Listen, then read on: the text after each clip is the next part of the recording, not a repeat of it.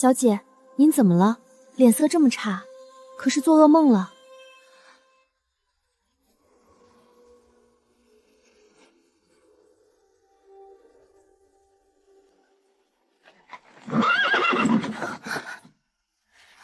上辈子沈南桥就是凭那套素衣，那副与世无争的样子勾引了摄政王。这辈子，这泼天的富贵该换我来做。小姐，您头发还没梳，不梳了，去周姨娘那儿。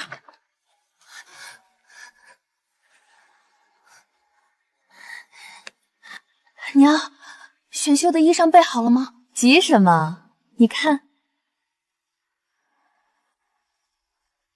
这套是给你的，那套素的打发给沈南桥就行了。就是他，上辈子沈南桥穿的就是这件。娘，我要那套素的。什么？我打听过了，今年的选秀，皇上最烦穿金戴银的，穿的扎眼，考官第一个刷掉。可这也太素了，跟个丫鬟似的。这样才好，这样才能走侧门，走侧门。才能遇到顾渊，还是我闺女聪明。赵嬷嬷，把那套给沈南桥送过去。沈南桥，上辈子我能杀你一次，这辈子我就能抢走你所有气宇。摄政王妃的位子是我的。小姐，周姨娘那边主动送衣裳来，太蹊跷了。打开看看。小姐。这是周姨娘给二小姐备的那套。上辈子我穿素衣落雪，走侧门遇见顾渊，熬了5年，最后死在沈婉宁那把剔骨年刀之下。这辈子她放着最爱的风头不出，把金线锦缎主动换给我。李嬷嬷，你觉得一个平时最爱出风头的人，突然要低调，图什么？沈婉宁，你也重生了，对吧？你想抢我上辈子那条路，让我重蹈你的覆辙。李嬷嬷，我娘留下的嫁妆箱子还在库房吧？在，小姐。明天一早，你去把第3层最里面那个蓝布包袱拿出来。小姐。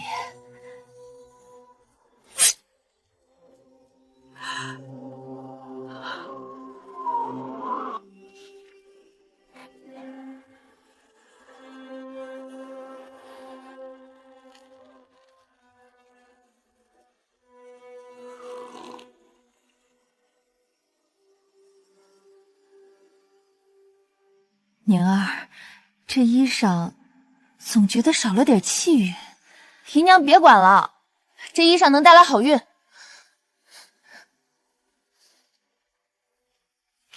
听见没？爹说的是靠我，不是沈南桥。嫡女又怎样？脑子不行。姨娘，以后这种话烂在肚子里。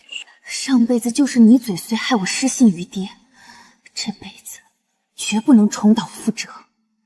姐姐，上辈子你赢了，这辈子该轮到我了。上辈子我被安排在最末尾，连殿门都没进，这辈子我要站在最显眼的地方。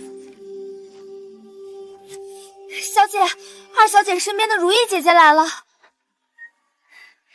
大小姐，二小姐特意让厨房做了桂花花糕，给您垫垫肚子。有心了。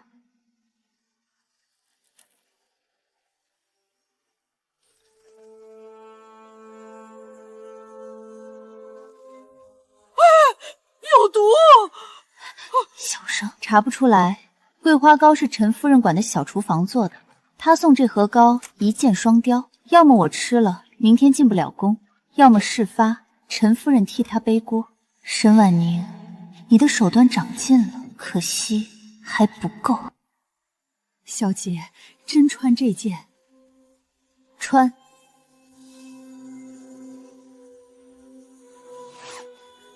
她要我穿，我便穿。这条裙子是她送的，我不穿，她怎么会安心呢？宫里接绣女的马车到了，走吧。婉宁，你此去一定要多加小心。穿了，他真的穿了。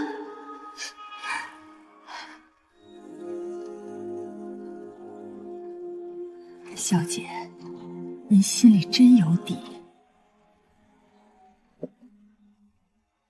嬷嬷，放心吧，我心里有底。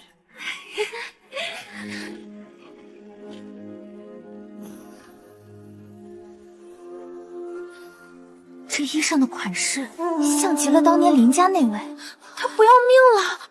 沈家嫡女好大的胆子！姐姐，你这衣裳太招摇了，要不换一换？不必，这衣裳很好。不对劲，她为什么一点都不慌？宣秀女入殿。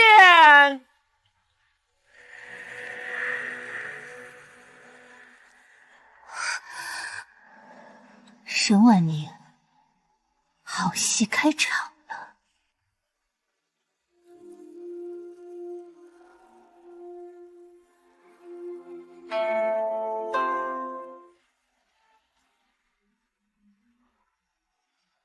都是些庸脂俗粉，没一个能入眼的。宣沈家二小姐沈婉宁。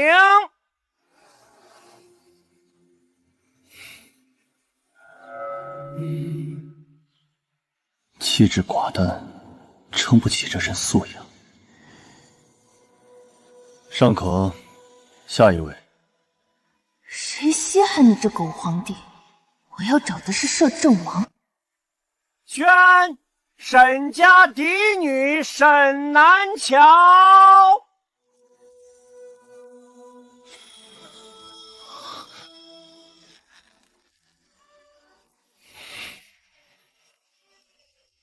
站住！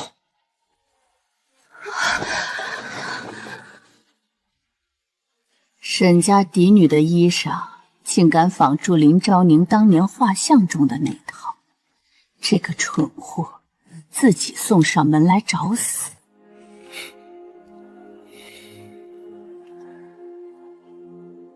你知不知道，你穿的这身衣裳像谁的？死定了！冒犯圣年，沈南桥这次绝对死定了。回陛下，臣女知道。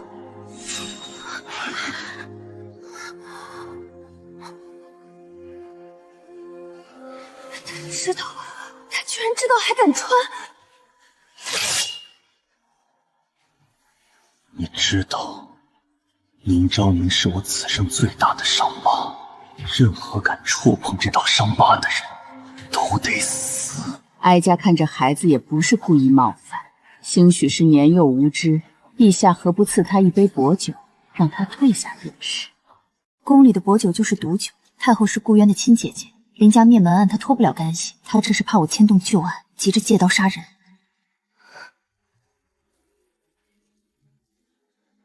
我被包围了，任何过激举动都会立刻招来杀身之祸。死刑宣判了，最好当众赐死。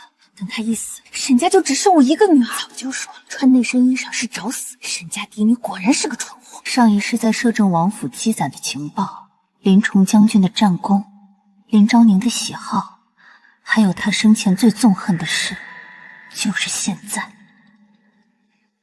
陛下，臣女斗胆问一句，若世人皆因畏惧牵连，而对林家忠魂避之不及，绝口不提，那林家309条性命，岂非死后连被人记起的资格都没有？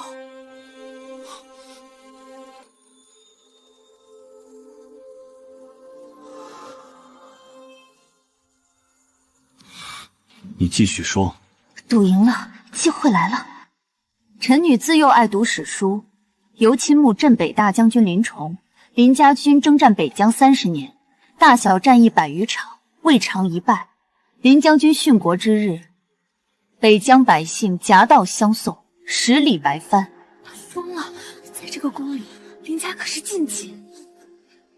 臣女今日之衣，并非僭越，这套衣裳的鸾鸟纹样，出自蜀锦古法百鸟朝阳的织法，而此织法最早记载于林家祖母先朝诰命夫人林沈氏主持编纂的《锦绣志》，林家祖母青铜织造，朕确有耳闻，但这些细节，他竟知道得如此清楚。臣女穿此衣入宫，非为攀附权贵，只是想以此微薄之心，纪念林家满门为大燕抛洒的忠魂热血。好一个伶牙俐齿的丫头，她这是在打哀家的脸。若陛下治罪，臣女甘愿受罚，但臣女斗胆恳请陛下，莫要让忠臣良将的后人死后连一身衣裳的纹样都成为禁忌。若大燕的忠臣流血之后，连被铭记的权利都没有，那日后还有谁愿意为大燕赴死？昭明、林将军，还有那封被顾渊篡改的谋逆罪证，朕隐忍6年，今日竟被一个女子点破了这满朝文武都不敢说的真话。林家确是大燕的忠臣。沈南桥，朕赐你即日入宫，封贵人。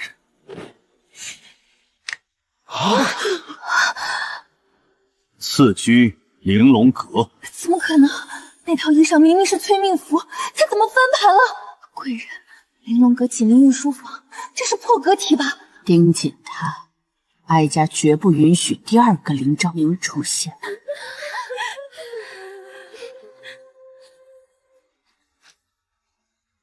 凭什么？上一世你穿素裙落选，这一世穿华裙反而被封贵人？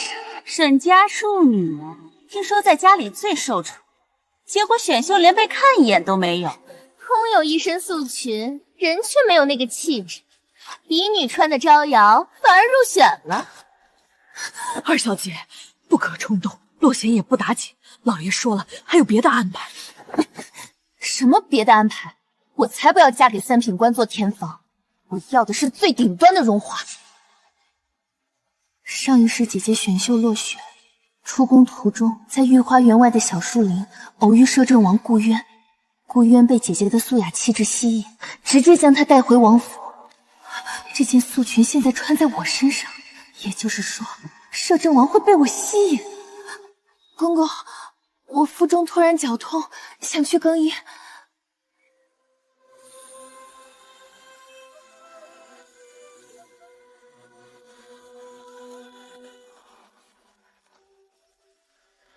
来了，摄政王！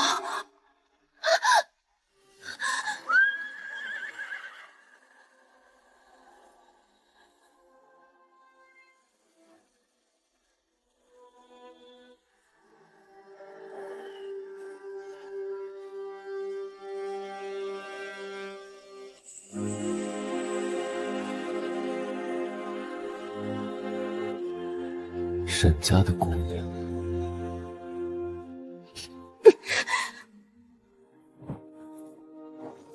有意思，上来，本王送你一程。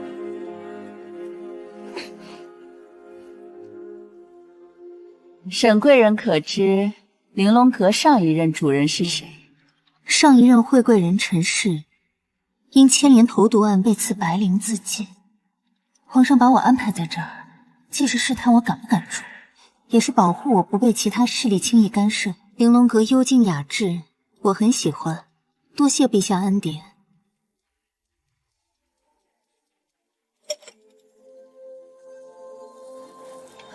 小姐，这屋子死过人，真没问题吗？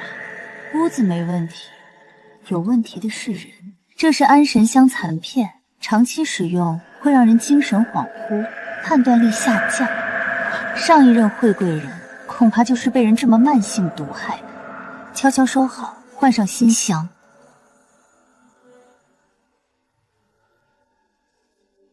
引起皇上的注意只是第一步，我必须让自己成为他不可或缺的人。春桃做事踏实，秋月眼珠子转得飞快，必定是哪方势力安插的眼线。秋月，这茶泡得不错，赏你了。奴婢多谢贵人恩典。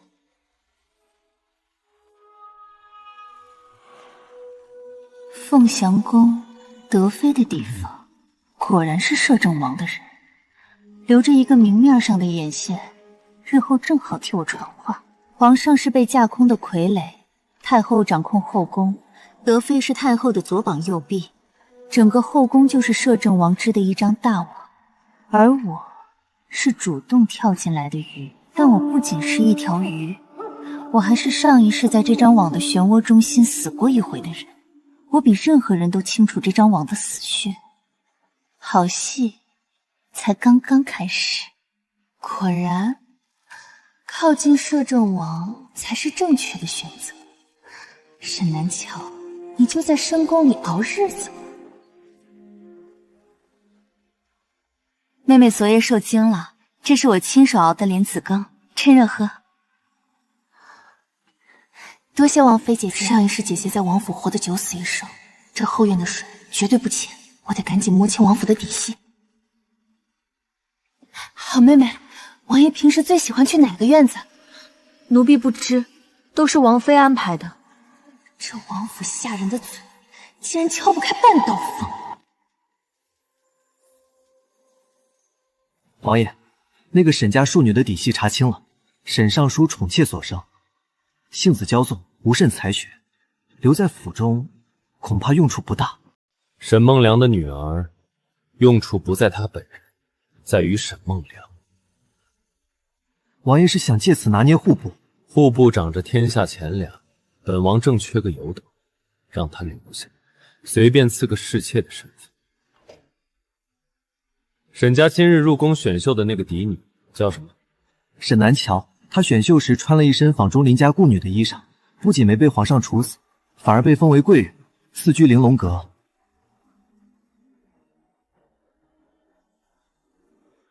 玲珑阁，那可是在御书房旁边。有意思。李嬷嬷，你去内务府走动走动，把后宫各殿的主人和关系网摸清楚。老奴遵命。春桃，你去御膳房领日常用度。是，贵人。记住，不用争抢，但要死死盯住各宫领走的膳食份例，谁领的多，谁领的是什么品级的食材，全给我记下来。奴婢明白。在后宫，膳食份例就是最直接的权力风向标，谁得宠，谁失势，御膳房的账本比圣旨还清楚。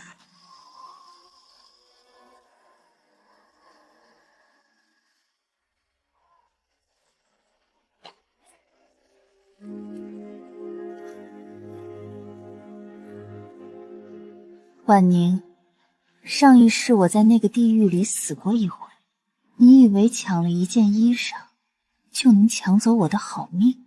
这一世，后宫是我的战场，朝堂是我的棋盘，所有曾经碾压我的人，皇帝、摄政王、太后，我会让你们一个一个心甘情愿地跪在我面前。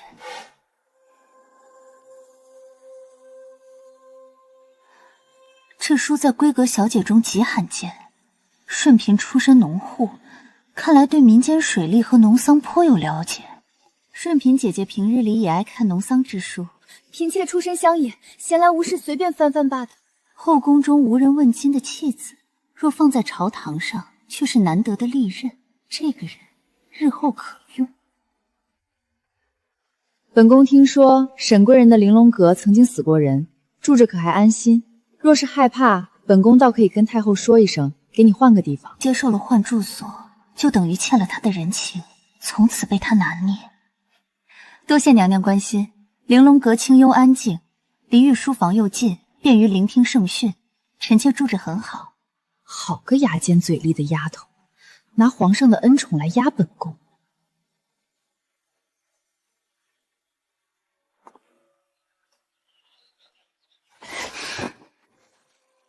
嬷嬷年纪大了，手脚不便也是有的，臣妾不怪。臣妾告退。贵人，奴婢去提些热水来。李嬷嬷，今日德妃娘娘待我倒也客气。贵人，只是那杯茶溅得蹊跷，不知是谁的意思。这话秋月定会原封不动传给德妃，我要让他知道我不是傻子，但也不把话说死，留足余地。贵人，御膳房说库房盘点要暂时调整，今日的份例硬生生扣了一半，打压新人的老手段罢了，克扣份例，无非是想逼我去求人。把咱们从沈家带来的干粮和银两理出来，够吃10天半月的，不必理会他们。太后和德妃联手，皇上在后宫完全被孤立，连个得力的帮手都没有。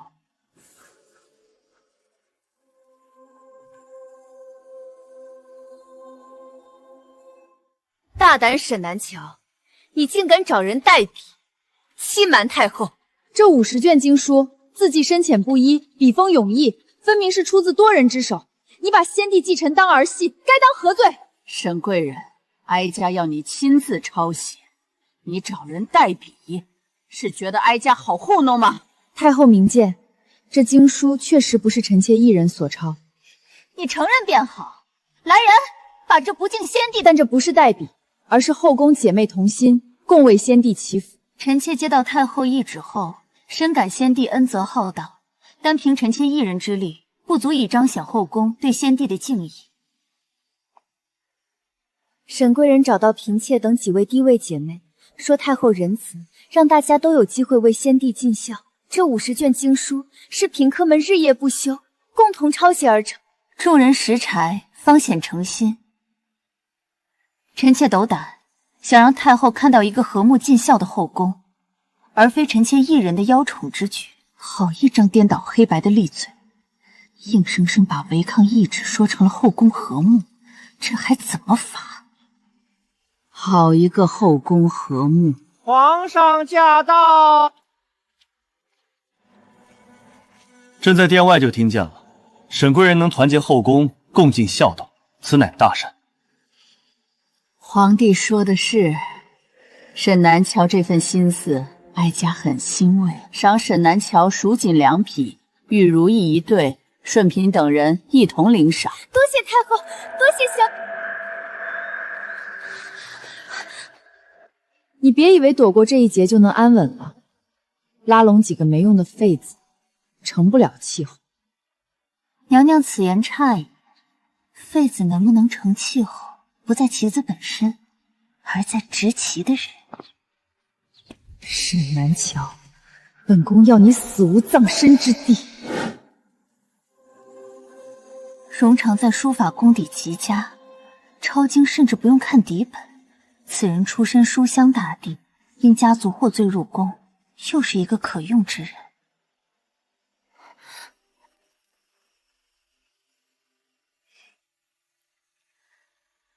荣妹妹这笔字，太后必定喜欢。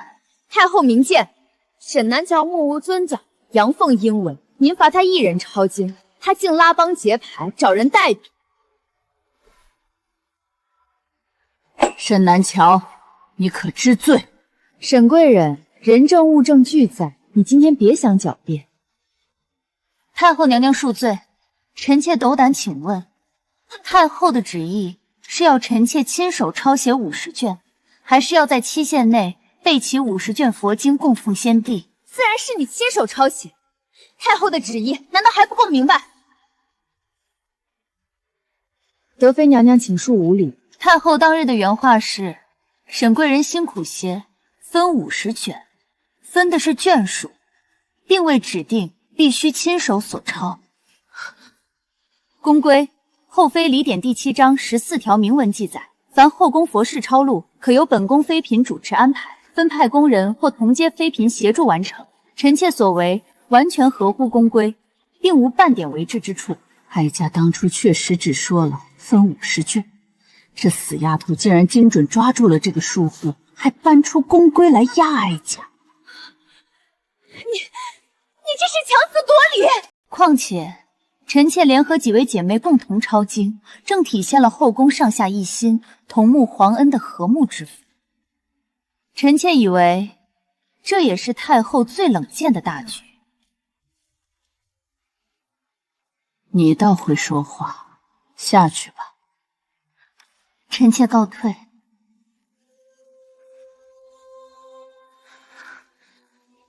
连太后和德妃都拿他没办法，沈贵人真是厉害。跟着他，我们在后宫绝不会被随意打杀。这一仗，我不仅赢了太后，我要让整个后宫知道我的规矩，不好惹，讲规矩，绝不连累自己人。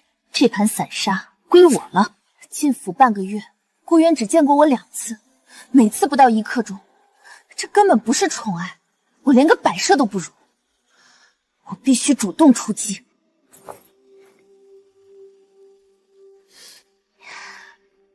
妾身给王爷请安。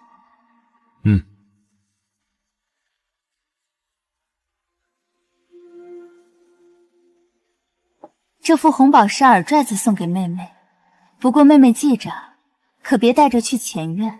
王爷政务繁忙，最烦女眷到处乱走，惹他心烦。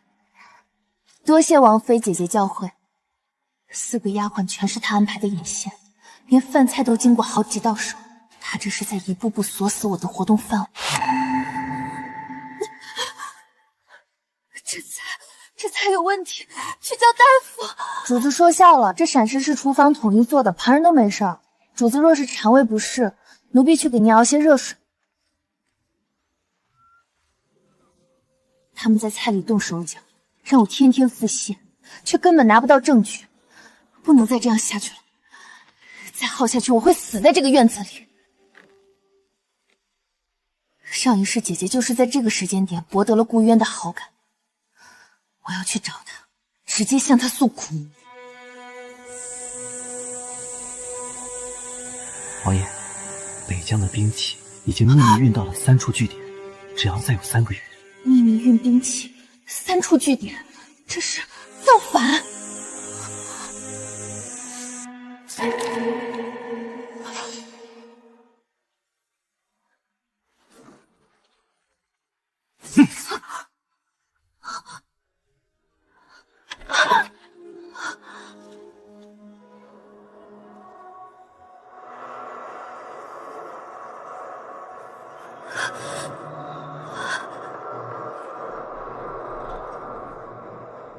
带下去，管好他的嘴。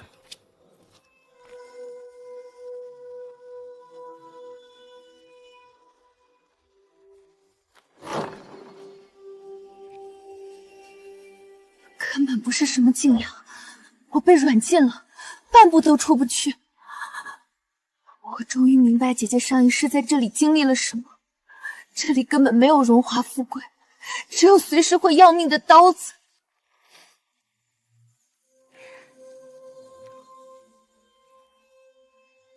妹妹，这是补身子的药，趁热喝了吧。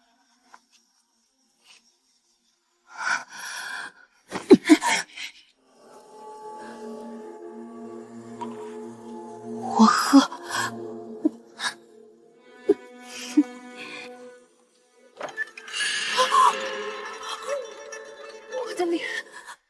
我的脸毁了。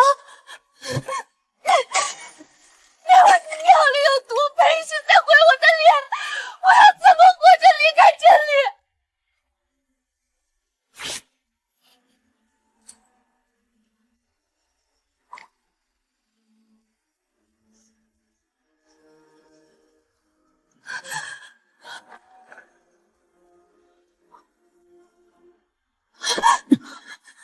想办法把这个送到宫里，交给我姐姐沈贵人。这对镯子归你。主子放心。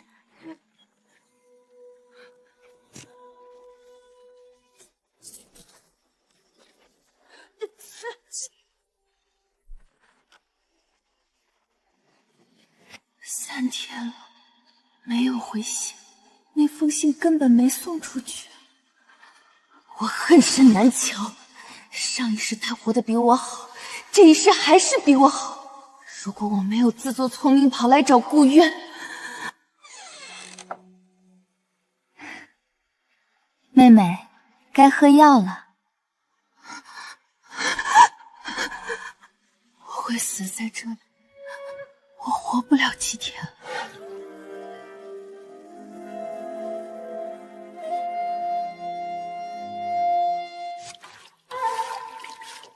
刘公公，这是沈贵人赏你的。贵人说你年纪小，干粗活不易，让你顾着点身子。奴才烂命一条，沈贵人竟还惦记着。嬷嬷替奴才磕头谢恩，以后贵人有什么吩咐，奴才万死不辞。好孩子，以后各宫的采买进出，你多留个心眼儿。贵人，刘喜传话来，德妃娘娘每月初10都会收到一批宫外送来的佛香，但数量极大，远超正常焚香所需。上一世在摄政王府，顾渊就常用大批量的佛香做伪装，里面夹带密信或是违禁的小件物品。礼佛是假，暗通寡取是真。德妃这条线捏住了。兰花对某些毒物极为敏感，枯荣变缓，正好用来防备别人下毒。贵人，皇上身边的高公公来了。奴才给沈贵人请安。皇上口谕，明日在御花园设宴，请后宫诸位娘娘、小主同去赏花。臣妾遵旨。萧逸生性多疑，连自己的嫔妃都不信，这哪是赏花宴，分明是试探群妃的局。容妹妹辛苦了。沈贵人，奴家听闻德妃娘娘为了明日的赏花宴，特意排演了一出《凤凰于飞》的乐曲。凤凰于飞，这本是歌颂帝后和谐的曲子，德妃这是在明晃晃的暗示皇上，她才配得上凤位。多谢妹妹提点。德妃想用声乐争宠，那我就给她上点更高级的。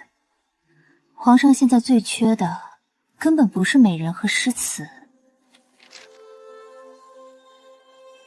萧逸缺的是一个懂政事、能帮他分忧的人，但后宫不得干政，这札记不能写得太专业，显得越俎代庖，也不能太浅显，显得毫无价值。我要让他觉得这只是我无意间的见识，我要让他亲眼看到谁才是真正能和他并肩破局的人。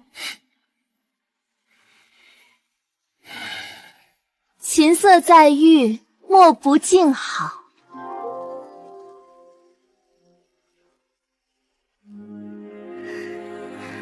曲调悠扬，赏。本宫费尽心思排练的曲子，皇上居然只有这4个字。沈贵人呢？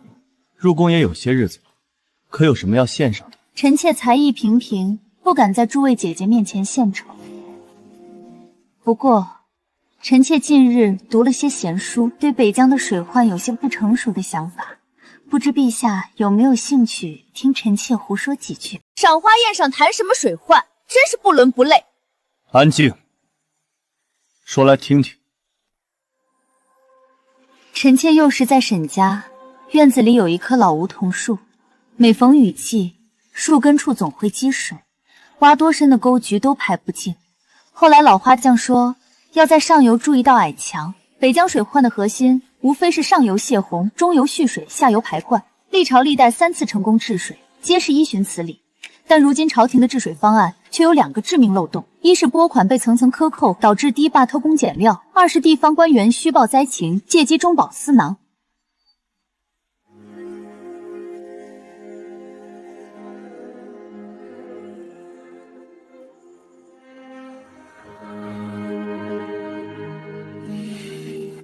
这绝不是一个深宫妇人的见识，这分明是一个能惊天伟地的谋臣。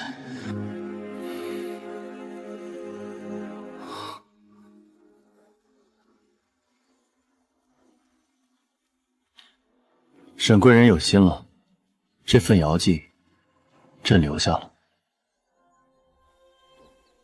妖女，赏花宴上妄议朝政，成何体统？娘娘息怒，不过是个卖弄聪明的贱人罢了。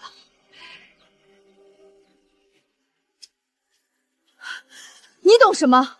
她展现出的谋略，根本不是一个闺阁女子该有的。这个人若留在皇上身边，对摄政王绝对是个巨大的威胁。我必须立刻禀报太后和王爷，绝不能留他活口。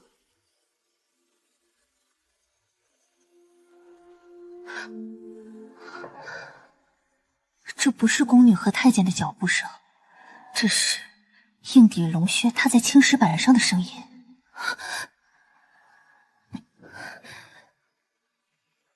贵人，圣上驾到。臣妾参见。不必多礼。你说上有鹰筑3级阶梯是蓝红堤，这个想法是你自己想出来的？是臣妾读古籍时受到的启发，结合实际地貌做的一点推演。那治水的预算、工期以及地方官员的配合，你又作何打算？至于地方驻军的调遣配合，臣妾身在深闺，确实不太了解。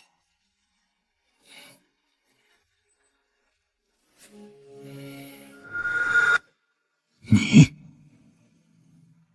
为什么知道这些？重头戏来了，一个深闺女子有这种格局，她必定起疑。回陛下，臣妾生母出身寒门，她自幼教臣妾读书识字，不限于手工诗词。母亲常说，身为女子不是罪，不读书不知世事才是大罪。臣妾知道后宫不得干政的铁律，但臣妾以为，若陛下身边连一个敢说真话、能说真话的人没有，那才是最可怕的绝境。朕被摄政王架空，被太后监视，被群臣敷衍，整座皇宫，朕竟找不到一个可以完全信任的人。你说的对，不是因为林昭宁的影子，不是因为美色，在这偌大的深宫中，终于有人能看懂朕的困局。你的札记，朕会认真看。第一步棋落子完成，让皇帝看到我的价值，让他开始需要我。接下来，我要让这种需要刻进他的骨脉里，直到他再也离不开我。朕近日研读古籍，对北江水患有了一套新思路。上游筑阶梯拦洪，中游蓄水，严查拨款层层克扣之弊。陛下，治水之事非同小可，岂可凭一纸空谈就轻率推行？臣以为还需从长计议。又是这套拖延战术。摄政王的人，只要说从长计议，那便是遥遥无期。既然赵爱卿觉得轻率，那便着工部和户部联合拟出一份详尽条陈，10日内呈上来。臣遵旨。朕目前没有力量和顾渊正面硬刚，但只要能把议题强行推上朝堂，这道口子就算是撕开了。王爷，朝堂上那份治水方案，暗探去查过笔记了，与宫中那位沈贵人的笔记极度相合。沈南桥选秀时穿华裙，反迎皇帝青睐的沈家嫡女。北疆那些偷工减料的堤坝、虚报的赈灾款，都是本王养兵的暗金来源。他这套方案若是推行下去，这是在断本王的钱粮。有意思，先不急着动弹，传信给德妃，接着死盯。本王倒要看看这把火能烧多高。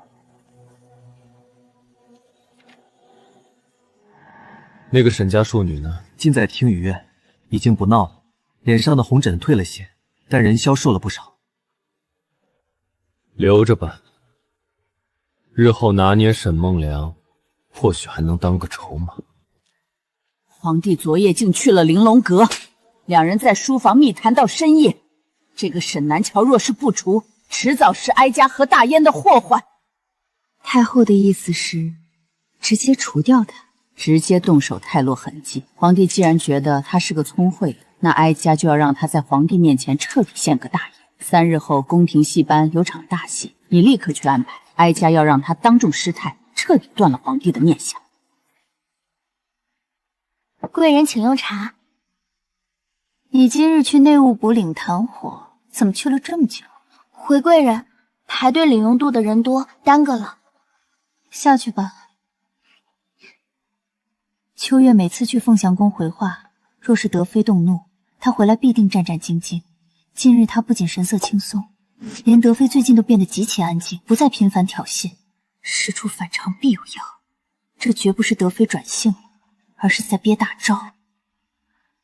春桃，你去暗中打听一下，3日后的宫廷听戏，太后和德妃那边究竟做了什么手脚？奴婢这就去办。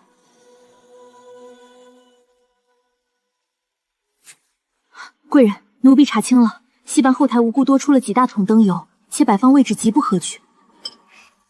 太后和德妃这是想制造走水，趁乱让人把我推倒在皇上面前，定我一个冲撞圣驾的死罪。贵人，我们要不要立刻去向皇上揭发？揭发了，太后只会换个更隐蔽的法子对付我。你去回禀高公公，就说我突感风寒，实在无法赴宴，请求在偏殿候着。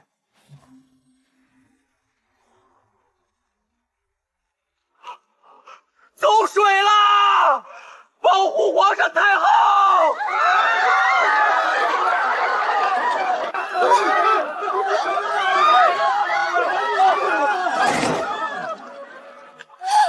本宫的裙摆！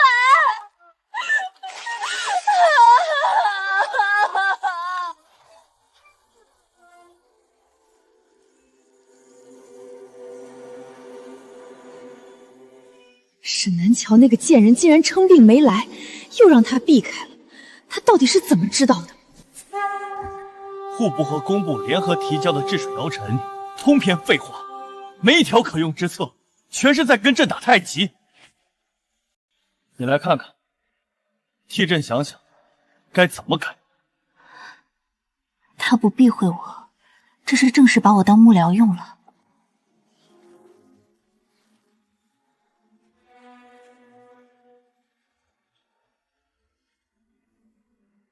沈南桥，你今日为何没有参加戏曲表演？臣妾偶感不适。后台的火，他的缺席，这后宫的算计，他不仅看得清，还能全身而退。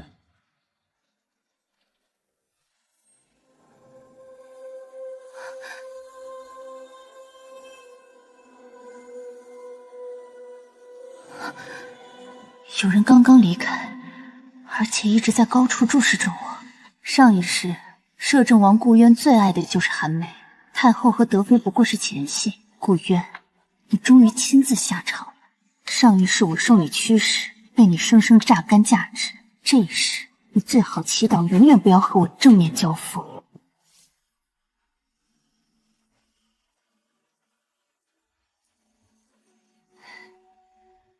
妹妹在这院里闷了20天，这件外袍送你散散心。多谢王妃姐姐。上一世在沈家，我也是这样笑着给沈南娇送我挑剩的衣裳，笑着在人前装好妹妹。原来被人当成物件摆动，是这种滋味。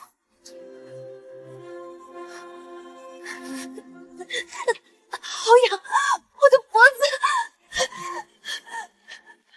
毒，外袍的领口有毒，这毒会留下永久的疤痕，裴氏要彻底毁了我。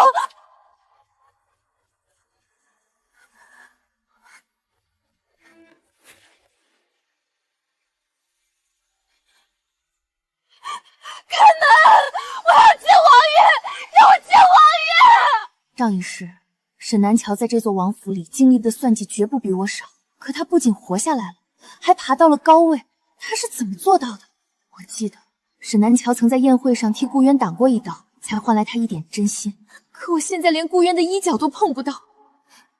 我和沈南桥的差距根本不在那件选秀的衣裳上，他的心机，他绝境求生的本事，这些东西我根本抢不来。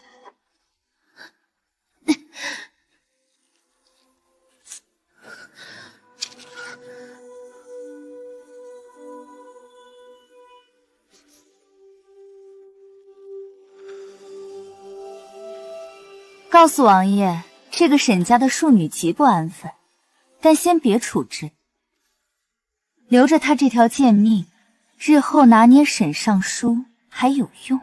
这几日院子里的看管突然松了，丫鬟也不再寸步不离，我绝不能错过这个机会。上次去书房吃了大亏，这次绝不能再去前院，去后院地窖。丫鬟们说过，那里极大，且严禁任何人靠近。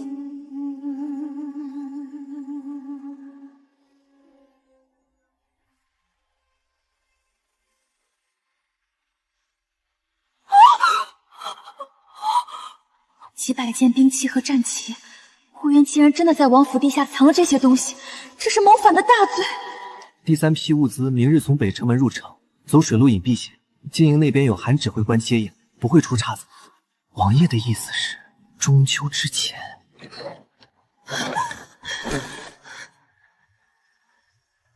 第3批物资，北城门、水路、经营韩指挥使，中秋之前全记下了。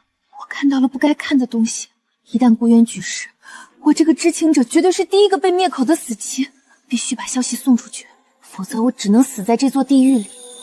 送给谁？父亲生性懦弱，指望他救我无异于找死。皇上，我连这样门都出不去，只有沈南桥。我恨他，我杀了他一次，就在选秀前给他下毒，他绝对恨不得将我千刀万剐。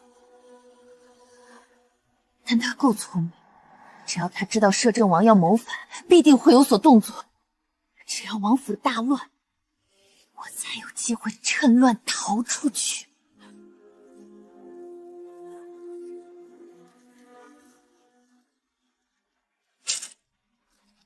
这批废弃的衣裳，明日一早又要送去城南的慈善堂施舍了。王府每隔5日就会往城南送一次衣物，那些全是不识字的粗使下人，根本不会仔细检查。如果在衣物的夹层里缝进一张字条，这是我最后也是唯一的活路。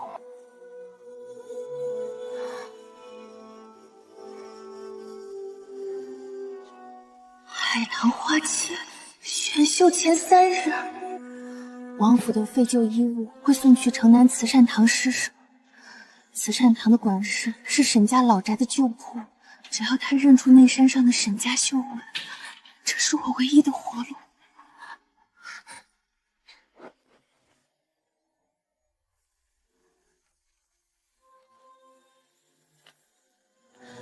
贵人，城南慈善堂的旧仆辗转地进宫的，说是从摄政王府送出的废旧衣物里夹带的。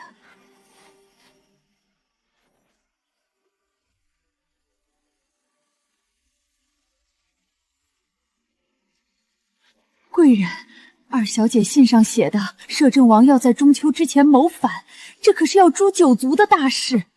上一世，顾渊确实有谋反的计划，只是这一世，他把行动时间提前到了中秋之前。那我们要不要立刻向皇上禀报？怎么禀报？凭一件没有署名、烧掉一半的旧衣服。其一，消息来源根本无法让皇上信服；其二，一旦打草惊蛇，让顾渊察觉消息泄露，他定会提前动手，甚至改变兵力部署。北城文水路、经营韩指挥使的动向，这些全是大燕的军政机密，仅靠后宫的情报网根本查不到。我必须拿到朝堂层面的卷宗来交叉验证。那二小姐那边，她信上写了救我，咱们管不管？管。上一世他亲手杀了我，这一世他在选秀前给我下毒，在人前百般折辱我。我为什么要救一个死心塌地要我命的凶手？自己选的死路，就让他自己跪着走完。奴婢明白了。沈婉宁的死活我不关心，但他这封信送来的情报却是一枚极好的棋子。既然摄政王要在中秋起事，整个京城必定大乱，皇上需要我，但我要的不只是一个得宠的后妃。顾渊，你要掀翻这棋盘，那我就趁着这盘乱局，把你们所有人都踩在脚下，做着天下真正的执棋人。沈贵人近日伺候皇上辛苦了，天气转凉，内务府新进的司探，哀家让人给你多拨2粒。多谢太后恩典，无事献殷勤。太后绝不是转性了，而是看到皇上半个月往我宫里跑了5次，开始重新掂量我的底牌。与其硬打压，不如先稳住我。听说沈贵人的妹妹前些日子进摄政王府做了侍妾，沈家真是好算计，一个在宫里得宠，一个在王府伺候，两头都能占着好处。各人各命罢了。妹妹在王府的境况，臣妾确实不知。摄政王可是大燕的栋梁，你妹妹在那边，想必是享尽荣华富贵的。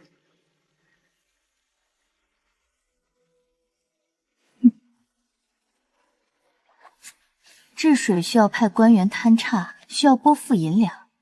只要皇上的人进了北疆，顾渊的军事部署就绝对藏不住，这叫名正言顺的刺探军情。派勘察使去北疆实地探查，这主意极好。你觉得朝中派谁去最合适？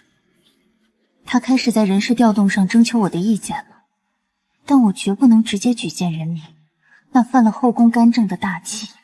臣妾不知朝堂之事，但臣妾以为此人需满足3个条件：一，不属任何党派；二，有治水实务经验；三，对陛下绝对忠诚。你不提名字，但这3个条件卡得如此死，你心中早已有合适的人选了吧？臣妾不敢妄议朝事，人选定夺全凭陛下圣明。朕知道该派谁去了。明日早朝，朕就拨开摄政王那群走狗。10多天了，信送出去一点回音都没有，我到底能不能活下去？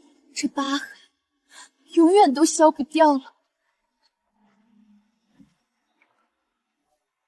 裴氏这几日一反常态，不仅停了那毁容的毒汤药，还让人送来正常的饭菜。上一世的经验绝不会错，裴氏对我好的时候，才是最要命的时候。妹妹，过几日府里要设宴招待几位大人，王爷的意思是让你去前厅作陪。作陪？我被禁足这么久，王爷为何突然要我见客？这次来的都是王爷的至交，你好好打扮，用心伺候。王爷发了话，若表现得好，便给你抬个正式的侧妃名分。侧妃和侍妾根本不一样，有了侧妃的名分，我就能名正言顺的出府去庙里上香，就有机会逃跑。多谢王妃姐姐提点，妾身定当尽心。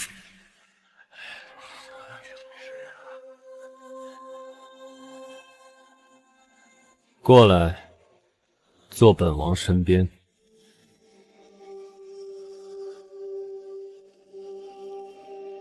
王爷身边这位红颜知己，可是沈尚书家的二姑娘？正是。沈尚书最近在户部的差事办得极好，这粮草调配的事儿还得仰仗沈大人多费心呐。王爷好福气。他们是顾渊的核心党羽，顾渊让我出席，根本不是要给我什么名分，他是通过我向这些人展示沈家已经被彻底绑上了摄政王的贼船。我不过是个用来安抚党羽的人质。今日表现不错，至于名分的事，妹妹且慢慢等着吧。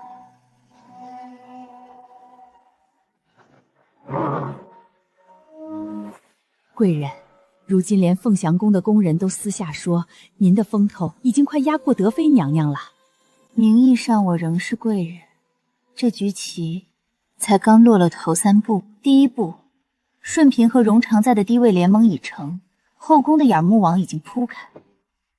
第二步，秋月这个双面眼线正乖乖把我想让德妃知道的消息传过去。皇上如今议事，已经习惯顺着我的话头去盯紧摄政王的军费和礼制，从被动到主动，只差一把火。沈贵人，这是奴家清扫慈安宫佛堂时在燃尽的香灰里捡到的。德妃娘娘送的那批佛香，里面果然夹带了东西。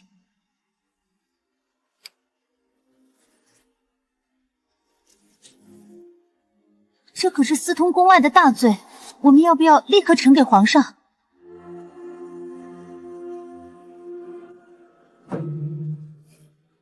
不可，拔草不除根，必定反咬一口。就凭这几个烧残的字，太后完全可以倒打一耙，说我们诬陷。我要等到积攒出一条连太后都无法抵赖的完整铁证，再一举掀翻凤翔宫。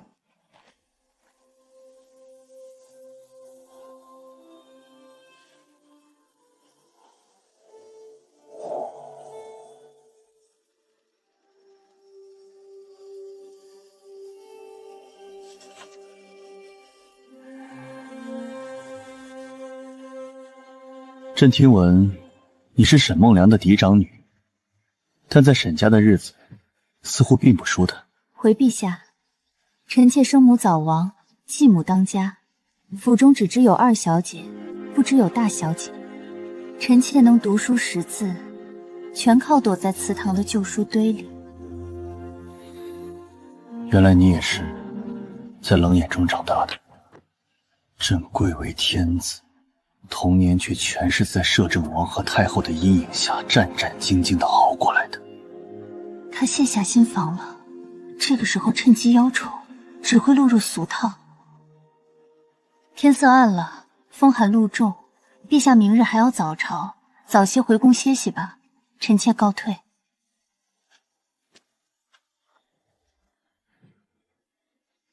这后宫女子皆恨不得长在朕身上，唯独她永远知道分寸，进退有度。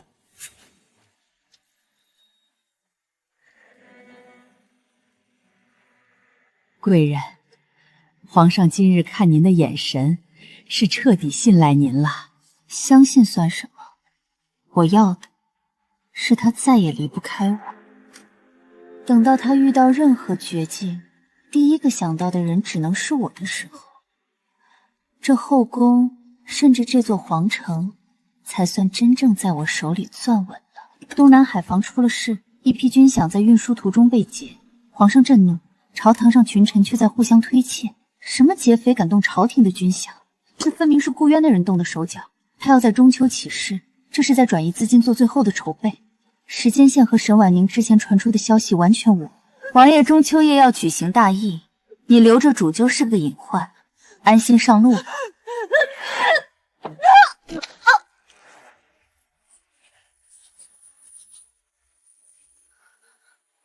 贵人，摄政王府发了医报，说二小姐昨夜突发急性病并暴毙了。沈尚书已经去王府领回了遗体。她不是病死的，暴疾而亡这4个字不过是顾渊灭口的遮羞布。他知道了太多秘密，做棋子的价值也耗尽了，顾渊绝不会留他活口。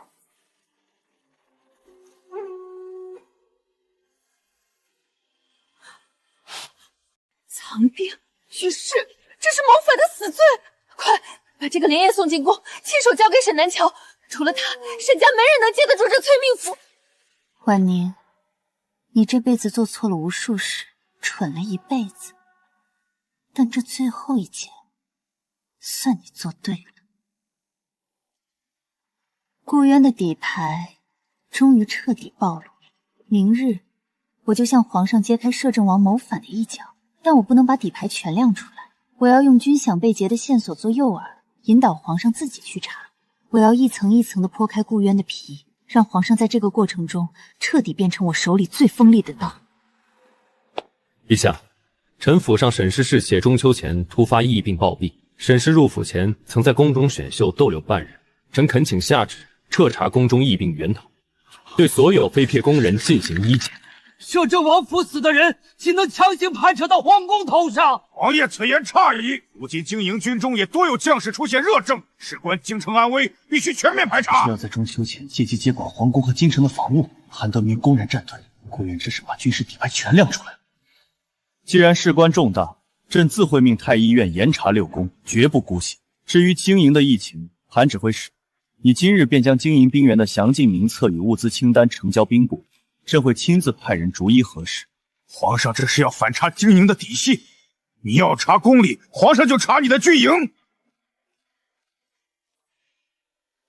陛下英明，那接下来便议一议中秋大典的布防吧。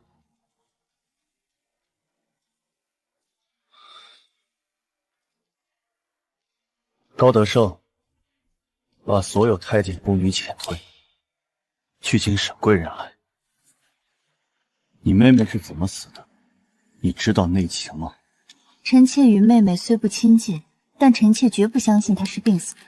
她入王府才1个多月，身体康健，暴疾而亡这4个字太过蹊跷。臣妾更担心的是，摄政王今日在朝堂上的举动，以王妾做文章，要求医检后宫，韩德明又要求查阅经营。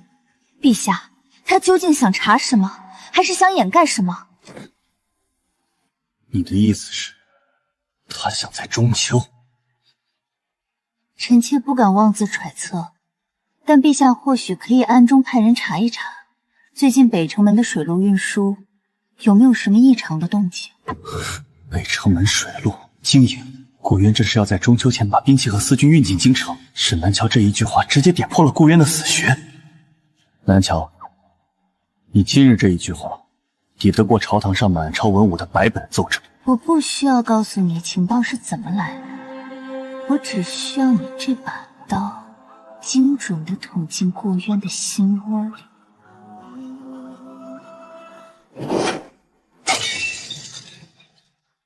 禀陛下，北城门运河码头入港的大批粮草货船，暗查之下，装赃载的全是兵器甲胄。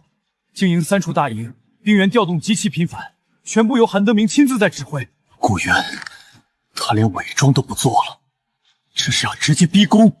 朕手里只有3000禁军，他精英有整整2万，这京城已经是他的囊中之物了。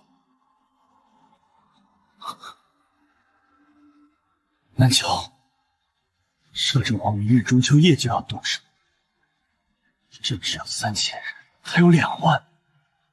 告诉朕，这死局怎么破？上一世，萧逸就是在这个绝境中退让，从此彻底沦为任人拿捏的傀儡。他输在身边没有一个能帮他做决断的人。这一世有我在，这盘棋就还没输。几位尚书大人求见。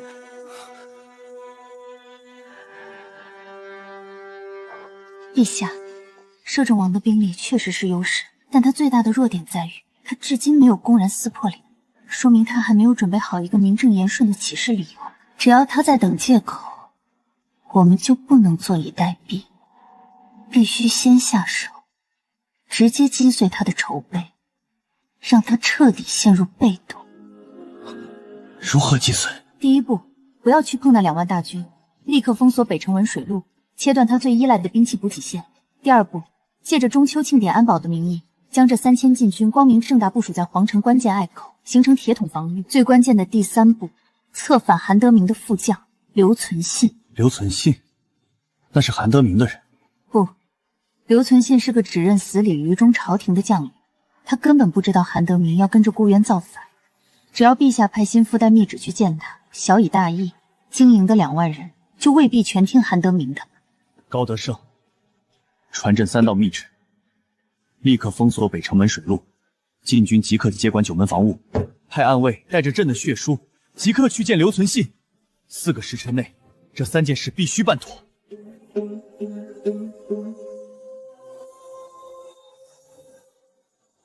生死关头，满朝文武慌作一团，唯有这个女人镇定自若地替朕拨开迷雾。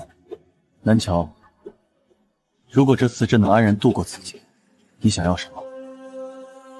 臣妾什么赏赐都不要，臣妾只要陛下信臣妾，用臣妾。子时一到，玉哨吹响，韩德明的2万精营大军就会踏平这座太和殿。萧逸，你的死期到了。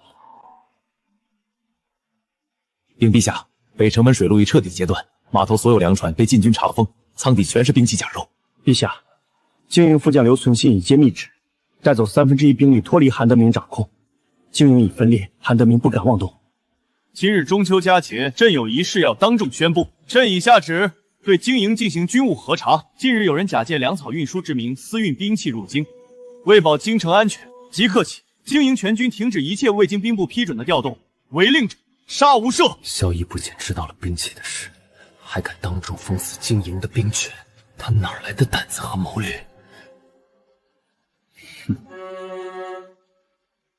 陛下英明。既然你察觉了，那本王就提前吹哨，强行逼宫。王爷，北城门水路被封，兵器全被查扣。刘存信接了皇上密旨，带着1/3的人马叛变了。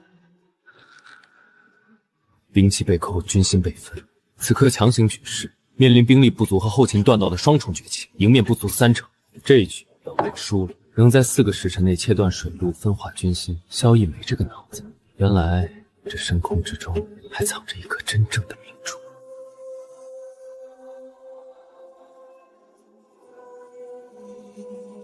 今夜这一局，不过是他一条运兵的良道，根本没有伤及顾渊的根基。他必定会更加疯狂的反扑，但经此一役，萧逸对我已经是绝对的依赖，而顾渊也终于要睁开眼睛，看看他真正的对手是谁。这盘棋才刚刚开始。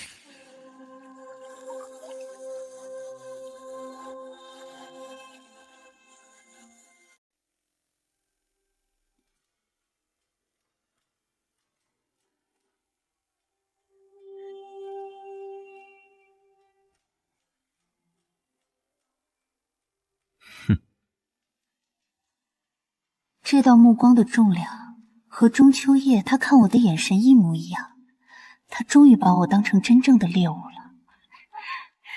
桃李春风一杯酒，江湖夜雨10年灯。臣妾便咏着荆棘花，不惧风霜冷，自开自零落。沈贵人好才情，只是这荆棘花再烈，终究是长在低矮的篱笆之下。不知贵人可曾想过，若将这花移到更高处，是否会开得更盛？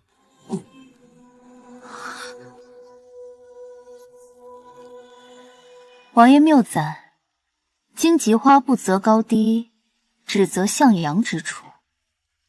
臣妾既然入了宫，自然是认定了这里就是大燕日光最盛的地方。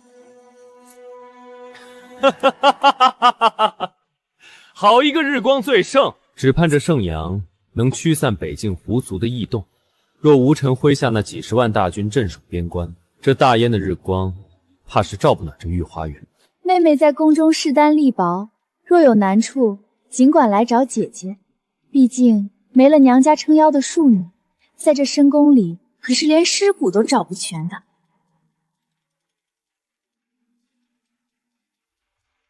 周美人，你这团扇上的苏绣针法极好，可是自己绣的？德妃只会逞口舌之快，而这个周美人出身寒微，为人踏实，正是我收拢地位妃嫔、扩展耳目网的绝佳人选。听闻沈尚书近来在户部的粮草差事上，替本王办得极妥帖。沈贵人真是随了父亲的聪慧。顾渊这是在当众告诉我，我那个见风使舵的父亲已经彻底倒向摄政王府了。他在拿沈家威胁我。顾渊今日在宴席上2度对你频频示好，甚至拿你父亲来压你，你怎么看？臣妾只是一介后宫女子，不敢妄议朝政，但臣妾深知摄政王的好意从来是要拿命去换的。你和这后宫所有的女人都不一样。陛下，摄政王既喜欢在宫宴上借题发挥，陛下何不借着整肃宫规的名义，重新定下席次与礼制？外臣入后宫宴饮本就越制，用规矩这把软刀子封住他的嘴，削弱他在后宫的影响力，谁也挑不出错处。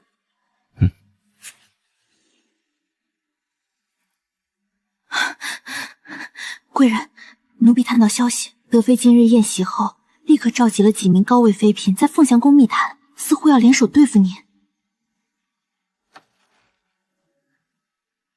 让他们闹，在这吃人的深宫里，闹得越欢的蠢货，死得越快。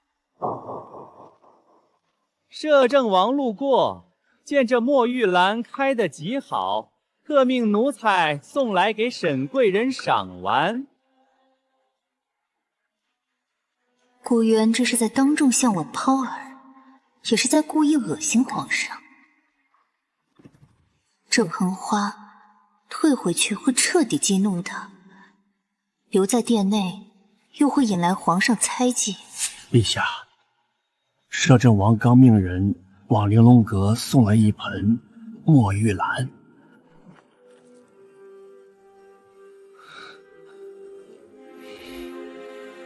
传朕旨意，即日起，摄政王出入后宫，必须由内廷司详细记录在案，任何人不得私自逗留。春桃，把这盆花搬出去。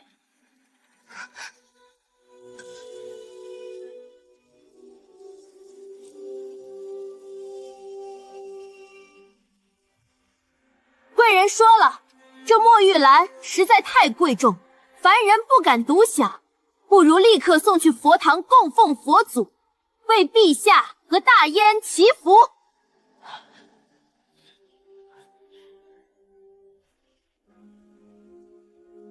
花送去了佛堂，顾渊的脸面保住了，皇上的疑心也散了。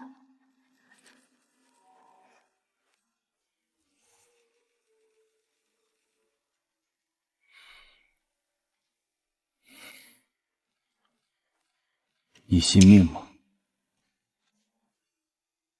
臣妾不信命，臣妾只信这棋盘上的每一步都是自己亲手走出来的。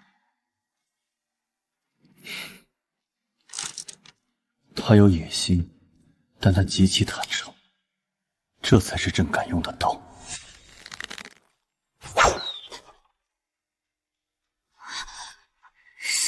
沈贵人竟会射箭，在闺中时学过一点皮毛，周妹妹可想学？我教你。妹妹这双手生得巧，听闻令尊在地方做官，想必也是极讲究规矩的。周家妇女出身寒微，却极其清廉踏实，这是我日后把手伸向地方官场的绝佳棋子。送去供佛，好手段。王爷，沈贵人油盐不进，不如从他那个贪财的父亲下手。明日早朝，本王就保举沈梦良监管京畿粮仓的调御。沈家吃了本王的粮，他沈南桥就必须给本王吐出骨头来。太后娘娘，沈贵人公然在后宫舞刀弄枪，成何体统？放肆！后宫重地，岂容你这般撒野？去把女诫抄写100遍，抄不完不许出宫门。臣妾领罚。太后想借练武之势打压我，那我就用皇室祖传的魏氏楷书来抄这100遍女诫。太后罚得越狠，皇上看到这字迹时，对太后专权的不满就会越深。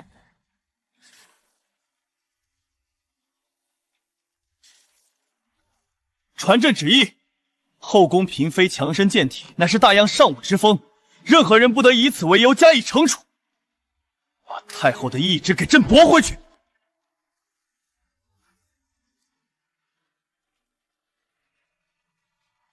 哀家在这深宫里活了大半辈子，你是哀家头一个看不透你丫的。王爷，宫里传出消息，皇上因沈贵人抄经一事，彻底驳了太后的面子，母子之间生了嫌隙。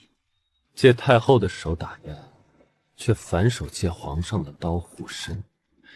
这个沈南桥，他根本不是被沈家摆布的死棋，他是个极好的棋手，越来越有意思。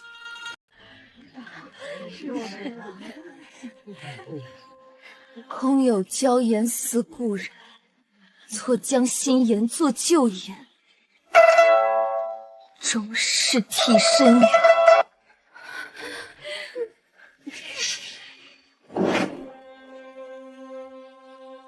好曲子，只是这词过于自伤，显得单薄了些。不如臣妾来续几句：前人如星已入夜，后来者当披星光自成句，不问归途只问心。哈哈哈哈哈！好一个不问归途只问心，赏沈贵人白玉头面一套。听闻柳大人在工部极其勤勉，皇上近来对户部粮仓的修缮调度颇为上心，工部若能在此时鼎力配合，日后必蒙圣恩。多谢贵人提点，臣妇回去必如实转告夫君。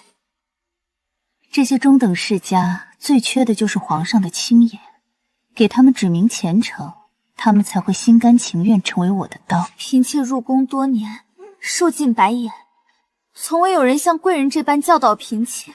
在这宫里，女人只有2条路，要么做任人摆布的物件，要么自己去握那下棋的手。我教你，是盼着你能选第2条路。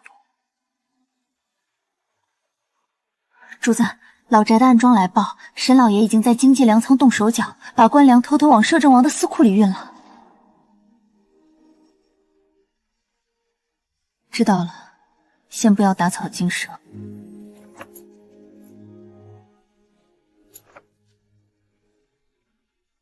沈贵人，你父亲如今已经在替本王办事，你觉得你在这宫里还能清高的置身事外多久？王爷太高看臣妾了，臣妾与沈家的关系，只怕比王爷想的还要浅。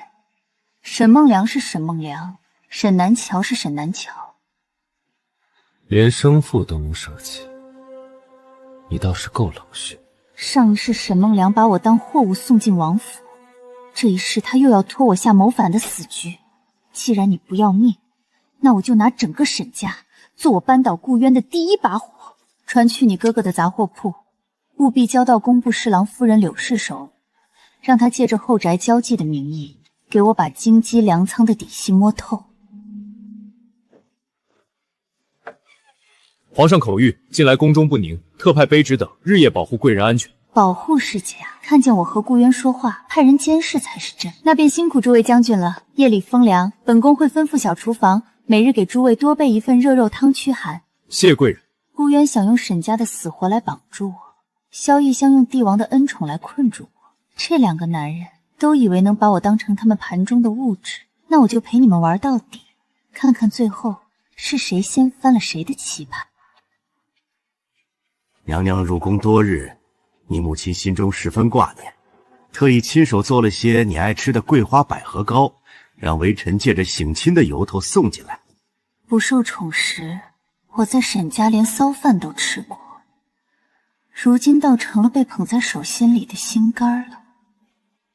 母亲费心了，春桃，收下吧。娘娘有所不知，如今府上开销极大，这日子是越发捉襟见肘了。微臣想咱们沈家旁支有几个还算得用的子弟，娘娘能否在皇上面前美言几句，给他们在京中谋个一官半职，也算替皇上分忧。父亲，往京官里塞人，是您自己的意思，还是别人替您出的主意？自然是微臣为了咱们沈家的门楣着想。顾渊的手果然伸过来了，想借我的嘴往朝堂里安插眼线。女儿明白了，若有合适的机会，自会向陛下提起。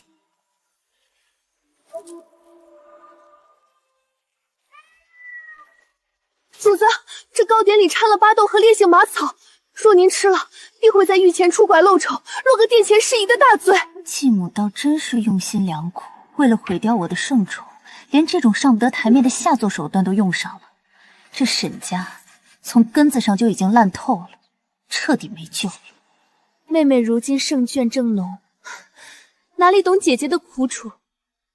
我母族势微，在这宫里处处要看德妃的脸色，稍有不慎便会被她寻个错处重罚。娘娘此言差矣，在这吃人的深宫里，不必非得做枝头开得最艳的那朵花，只要在狂风骤雨时不被折断根茎，熬过风雨的花才能开到最后。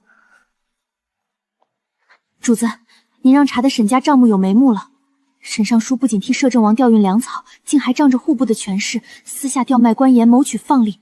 查到的黑银子有一半全流进了摄政王的军饷暗账里。倒卖官盐，按大燕律法可是要株连九族的死罪。沈梦良为了巴结顾渊，连全族的命都不要了。这份死证现在还不能拿出来，我要等他变成一把能同时定死沈梦商和顾渊的铁锤。陛下，北境胡族屡犯边关，战报频传，臣恳请陛下即刻下旨，从户部调拨300万两白银，充实军费，扩充兵力，以安社稷。国库早就空虚，户部又被你把持，若再拨300万两给你，这大燕的江山干脆直接改姓顾算了。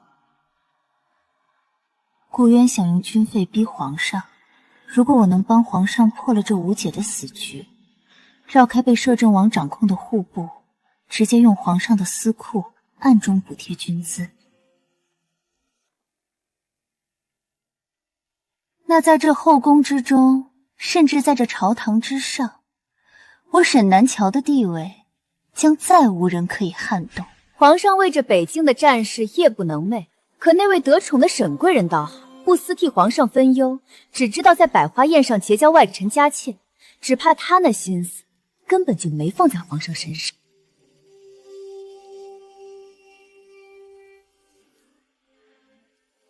沈贵人求见。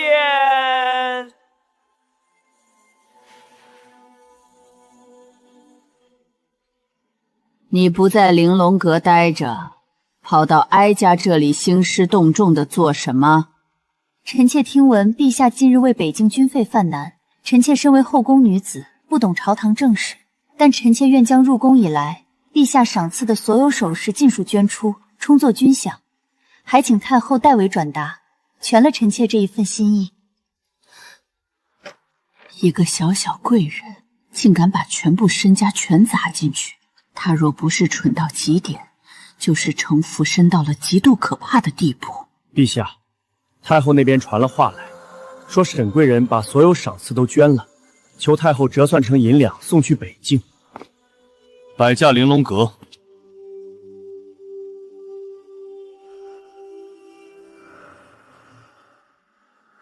你不必如此。朕的大燕还没穷到要靠后宫女子典当首饰来凑军行的地步。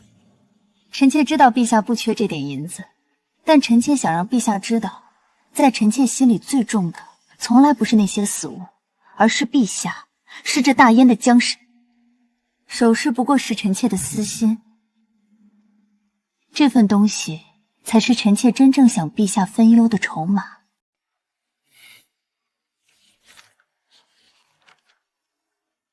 绕开顾渊把持的户部，用皇室私库走暗线贴补军费，这等狠辣绝妙的破局之法，满朝文武无一人能想出。南乔，你总是能给朕绝处逢生的底气。今夜，朕不回去了，你陪朕把这分流的细节一点点敲定。萧逸，这份军费方案一旦推行，顾渊的粮草大权就会被架空，而我那个贪得无厌的父亲，他私吞军饷、倒卖官盐的死罪，马上就要彻底包不住了。沈梦良，你的死期快到了。好个沈氏，他把身家全捐了，哀家若是不出点血，这大燕的天下该怎么议论哀家？沈贵人真是深明大义，连太后都被比下去了。不费一兵一卒，便让这后宫替皇上出了鼻血，这深明大义的名头，我便笑纳了。军费绕开了户部，本王手底下的私军拿什么养？你连自己送进宫的女儿都拿捏不住，要你这尚书有何用？事到临头，竟还想拿孝道来压我。春桃，传话出去，就说本宫近来受了风寒，身体抱恙，任何家书一概不接，任何人一概不见。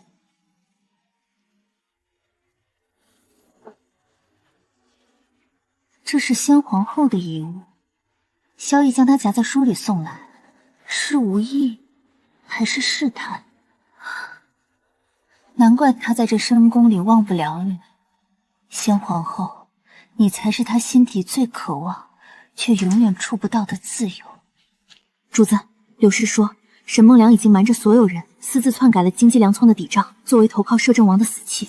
他利用职权，把官粮低价卖给商贾，商贾再加价转卖给顾渊的私军，三方分赃。这条证据链一旦曝光，沈家满门抄斩都不为过。但我不能直接去告发，那样不仅显得我冷血无情，还会惹来皇上的猜忌。我必须布一个局，让皇上自己意外挖出这桩惊天大案，让你父亲找个绝对可靠的人，把沈梦良篡改的假账册偷偷替换回原版。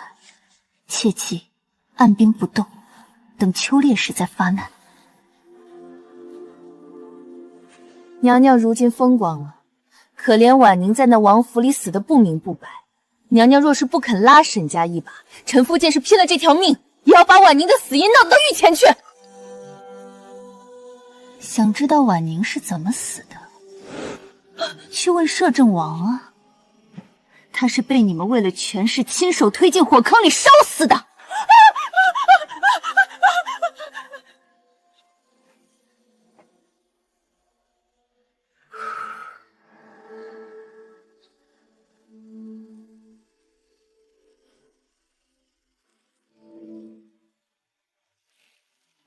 父亲，你不该把沈家绑上顾渊的战斩。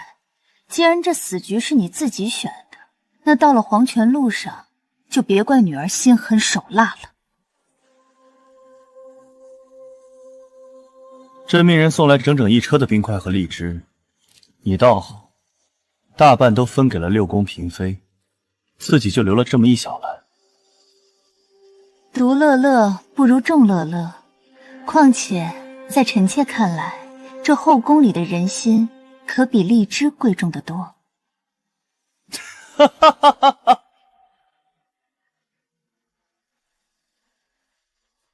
有时候朕在想，若朕不是这天下的君王，你也不是后宫的贵人，我们是不是能过得更简单纯粹些？这种帝王的温情是最致命的毒药。上一世，我便是对顾渊抱有幻想，才落得个尸骨无存的下场。这一世，我的心必须是铁打的，谁也不能让我心软。贵人，我父亲暗中查实，沈尚书近日又调走了一批官粮，目的地是北京的清风寨。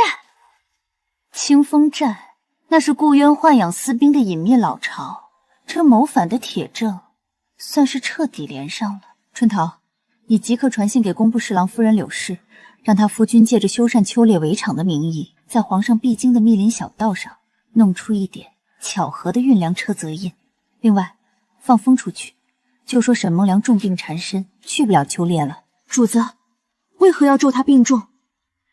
沈梦良贪功冒进，他若听见这风声，哪怕只剩半条命，也会爬去秋猎围场向顾渊表忠心。我要的就是他自投罗网。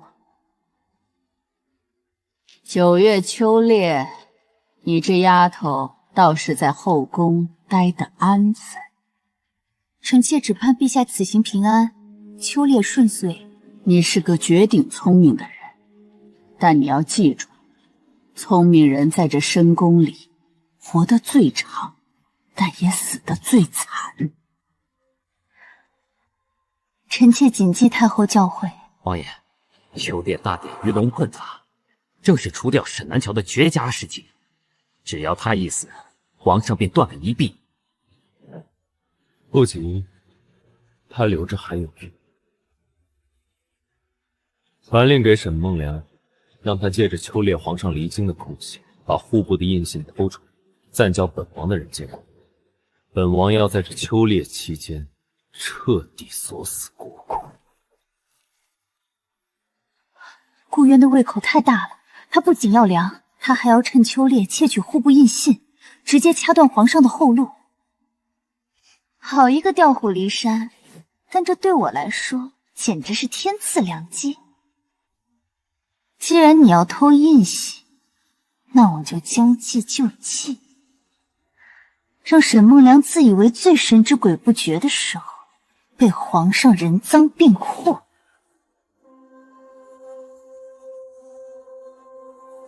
主子，秋猎这一局收了，沈家就彻底完了。那毕竟是您的生父，你真要下死手吗？他从来不是我的父亲。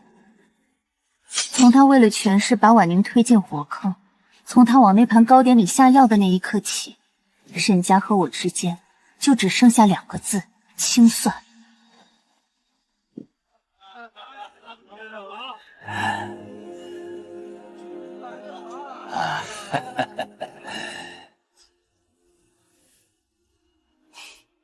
陛下，光是武将围猎未免单调，不如设个文武竞猎，文官出谋划策，武将下场执行，如何？听闻沈贵人颇有韬略，不知可愿下场参与文官组？顾渊这是在当众逼我，我若不去，便是坐实了后宫女子不堪难用；我若去了，他便能名正言顺地试探我的底细。既然王爷有此雅兴，臣妾自当尽力。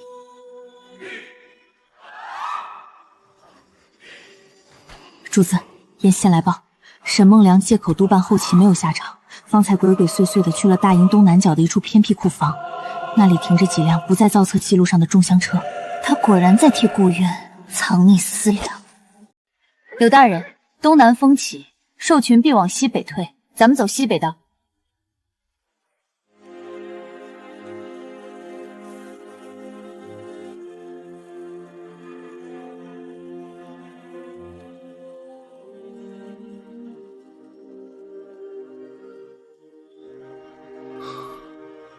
小时候，朕就是在这片猎场和先皇后一起策马。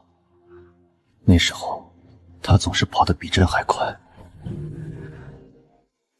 过去的人和事会成为陛下心中的力量，但不该成为困住陛下的枷锁。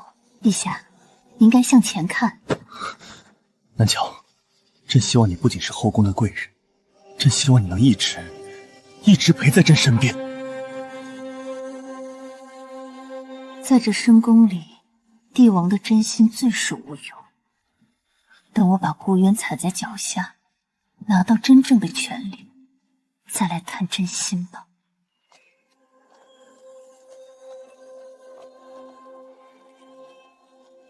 北侧有一条通往清风寨的隐秘山路，顾渊果然在暗中联络私兵，该收网了。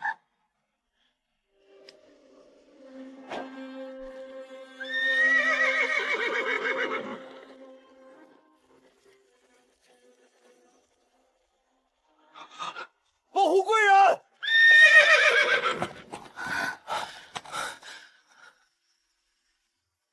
这荒郊野岭的，怎么会有这么重的车辙印通向密林深处？猎场的后勤粮草不都应该统一囤在正寨吗？这车机吃土极深，运的绝对是重物，快，立刻去禀报警卫大人。我不直接报给皇上，而是让随行的大臣们都知道，这下谁也别想把这件事压下去。主子，工部侍郎已经带人查封了那几辆粮车，沈梦良吓得面如土色，刚刚连滚带爬的跑去摄政王营帐求救了。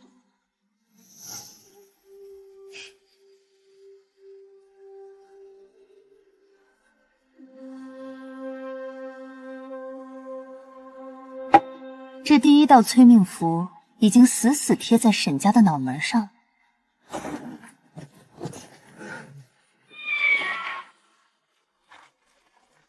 好，极好，清祖拔得头筹。恭喜沈贵人，这白鹿可是天降的瑞兽，看来这大燕的气运全聚在贵人身上。一个后宫女子，气运盖过帝王，我看襄阳你还怎么容？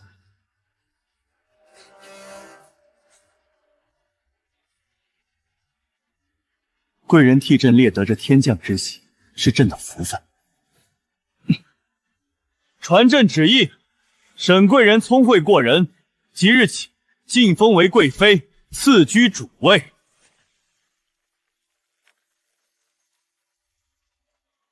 贵妃娘娘业德祥瑞，贵妃娘娘忠义无私。有胆识，有谋略，更有天下下归心的大义。这大燕的后位，除了他，还有谁配做？皇帝，你简直是疯了！一个被抄家流放的罪臣之女，你竟敢动了立她为后的心思？她沈南乔怎么配做这一国之母？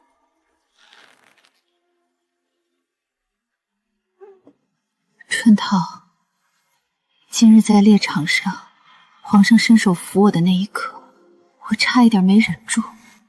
主子受了这么大的委屈，哭出来也是常理。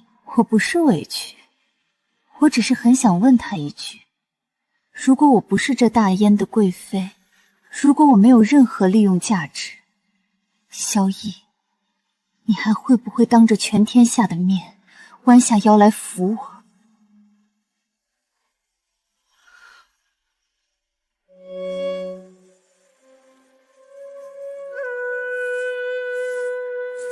下一步，后舞。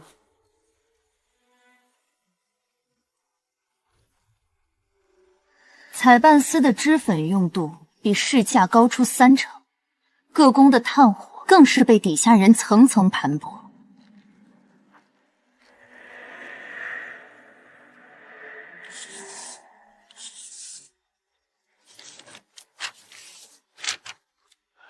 自今日起，裁撤各宫冗余工人，重新核算用度。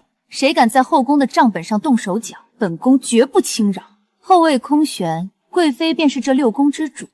这看似琐碎的柴米油盐，捏在手里便是整个后宫的经济命脉。太后娘娘，您就由着那沈氏在6宫作威作福，她如今连臣妾宫里的用度都敢削减。秋猎那般大的阵仗，连沈梦良都被她亲手送上了断头台。这丫头如今正是风头极盛的时候，哀家若是现在去出她的眉头，才是正中下怀。哀家倒要看看她这烈火烹油的圣宠能烧到几时。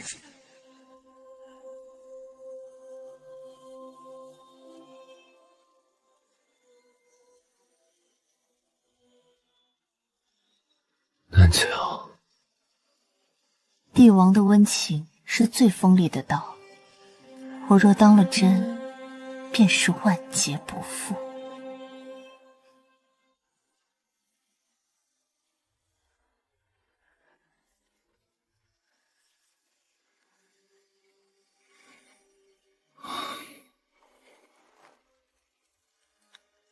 退下吧，继续盯着，不可懈怠。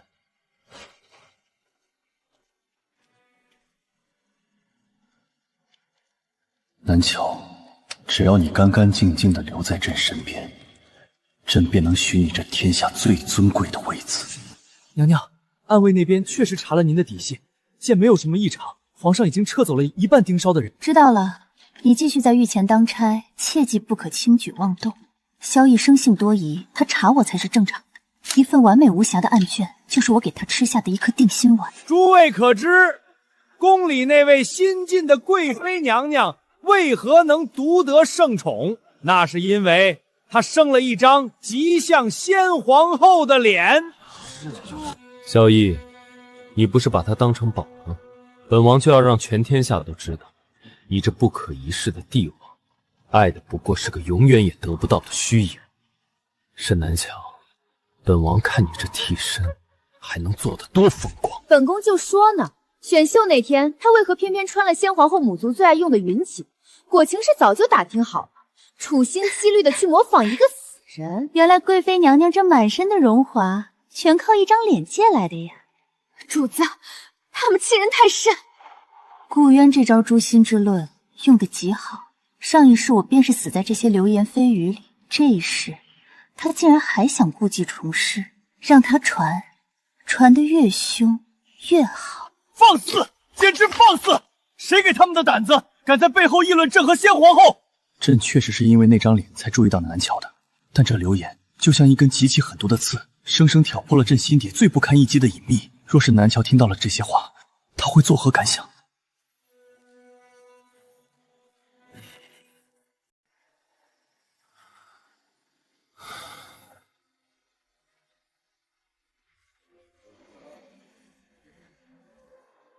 萧逸没有来，先皇后终究是他心底最不可触碰的逆鳞。这流言若是处理不善，便会成为他一生的心结，也会成为这后宫所有人随时能拿来刺我的软肋。我必须亲手拔了这根刺。逸儿，哀家并非容不下沈氏，只是如今这京城内外，天下人都在议论，她不过是个沾了先皇后荣光的替身，你若执意立他为后，岂不是向天下人承认你这堂堂大燕天子连自己的真心都分不清？你会成为天下人的笑柄。主子，外面流言传的那般难听，您怎么还看先皇后的遗物？若是让皇上知道了，只怕会更添猜忌。越是这个时候，我越不能去辩解，辩解便是心虚，便是认了这替身之命。我要在即将到来的皇家祭祀大典上，当着全天下人的面，把这流言彻底的粉碎。我要研读他的字，不是为了去拙劣的模仿他，而是为了真正的懂他。只有深刻的理解一个出色的女人，我才能完美的跨越她。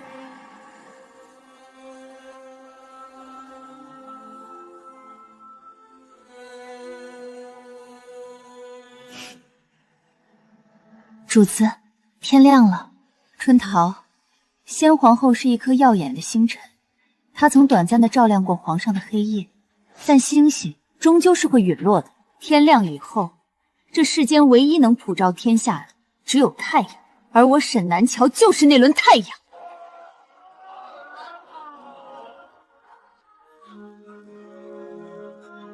诸位听好嘞，今儿咱们就讲讲这出替身计。说有个有心计的女人，靠着一张模仿死人的脸，竟然爬上了贵妃的高位。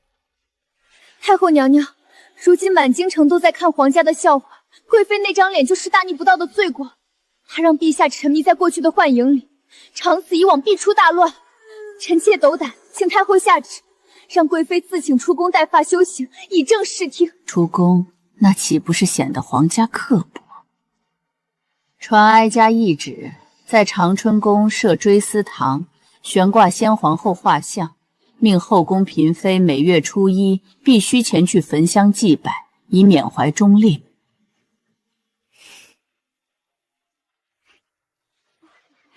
看呐，替身妃来了。要是换做我，早就没脸见人了。他怎么还敢来上香？太后想用这死人的牌位压垮我的脊梁，可笑！我沈南桥跪天跪地跪鹰叶，唯独不会跪这世俗的偏见。陛下，贵妃娘娘已经在追思亭受了大的委屈，您不去看看娘娘吗？朕去了能如何？母后设这追思亭，就是在狠辣的打南桥的脸。可朕怎么能去责怪母后缅怀先皇后？娘娘，皇上已经10日没来了，外面的流言蜚语传得那般难听，您真的半点都不生气吗？流言不过是风，起于清平之末，你若伸手去扇，只会越扇越烈。要灭这阵妖风，便得亲手制造一场庞大的风暴。魏叔不必多礼，本宫请您来，只想听您说一句真实的实话。当年的魏小姐究竟是个怎样的人？天下人都说我家小姐温婉，可他们哪里知道小姐是将门虎女。生前爱读兵书，最大的憾事便是叹息自己身为女儿身，不能痛快的上朝堂平天下。原来这才是真实的先皇后。她和我一样，都是不甘心被这深宫命运死死束缚的女人。既然如此，我为何要费力的去否认她？能在祭祖大典上彻底的继承她的志向，完美的超越她。南桥，对不起，这几日是朕懦弱。陛下不必道歉，臣妾今日只想求陛下诚实的答一句，在陛下这双眼里，此刻看着的究竟是谁？陛下答不出也没关系，等到皇家祭祖大典那一日，臣妾会亲自让陛下，让这大燕的天下人都清楚的看明白，我沈南桥到底是谁。近来宫中风气烦躁，贵妃德行有亏，这6宫的担子不该全压在一个人身上。太后所言甚是，臣妾以为这后宫的采办与调度之权，理当由资历深厚的嫔妃们共同分担。准了，采办交由德妃，宫人调度交由容太嫔。德妃姐姐愿替本宫分忧，再好不过。这账目本宫已连夜理清，姐姐请看。这几处采办的差价皆已标明，日后照着拨银子便是。他连半句怨言都没有。他越是这般逆来顺受，我这心里怎么越觉得没底。皇家祭祖大典在即，传哀家懿旨，所有嫔妃即日起去长春宫追思堂为先皇后诵经3日，以祈求亡魂安息。母后，贵妃近来操劳6宫之事，身体抱恙，这3日长跪诵经恐怕太……怎么，皇帝是心疼了，嫌哀家再替你那早亡的结发妻子尽孝不成？太后娘娘误会了，臣妾对魏小姐素来仰慕，3日怎够表达敬意？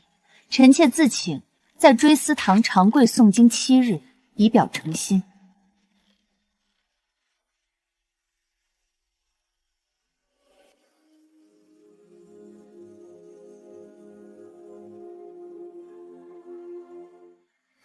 娘娘，您快垫上吧，您的膝盖都渗血了。拿走，我要让这后宫所有人都清清楚楚地看到我跪出的血。这些伤痕越深，日后我挥向敌人的反击之刃才会越重。娘娘，快趁热喝2口，垫垫肚子。小周，谢谢你。你要记住，在这吃人的深宫里，善良从来不是弱点，但你的善良必须要有足够的智慧做铠甲，才不会被人随意践踏。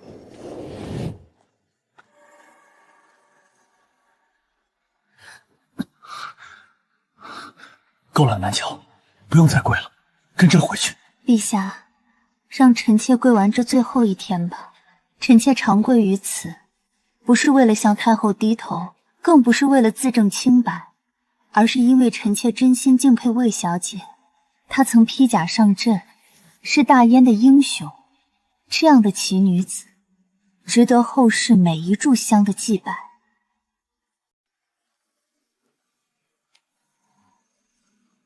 贵妃娘娘好宽广的胸心啊，连已故的先皇后都能这般真心敬重，谁还敢说娘娘是仗着容貌争宠的替身？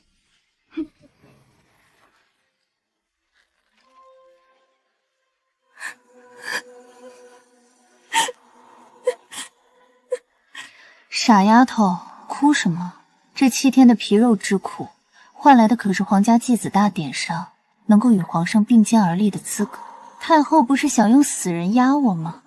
我偏要让这满朝文武看看，先皇后的阴魂究竟会成为谁的盟友。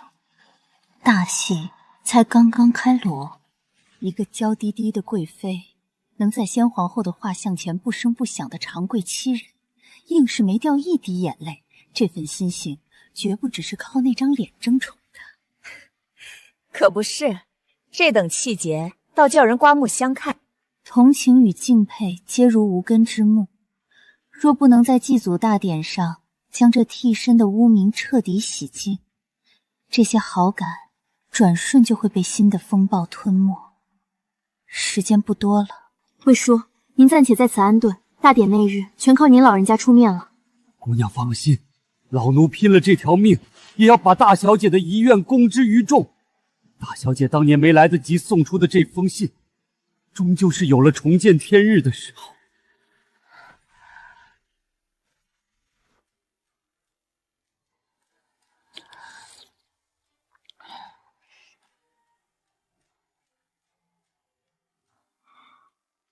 若他不是这高高在上的帝王，若我没有踏上这条争权夺势的血路，或许……他叫魏明珠，是朕少年时唯一的朋友。他教朕骑马，教朕看兵书。他战死的那一日，朕跪在他的衣冠冢前发下重誓，此生绝不再对任何女子动心。可是南乔，朕食言了。魏姑娘教陛下的不只是骑马与兵书，她是在教陛下如何在这吃人的皇权中活下去，活得更好。陛下心里有了臣妾，绝非对她的背叛，而是对她生前殷切期盼的回应。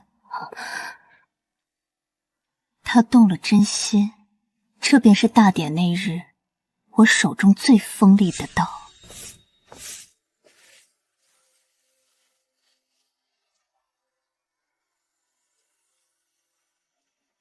大典在即，你虽有功，但也需安分守己，切莫抢了风头。待大典过后，哀家自会对这后宫的座次有新的安排。臣妾谨遵太后教诲，定当恪守本分。想在大典之后废了我，那我便在全天下人的注视下，让你这辈子都再也动不了我分毫。主子，明日那场硬仗，咱们真的有胜算吗？我筹谋至今，步步为营。明日若还能输，便是我技不如人。胜负从来都不在天，而在人。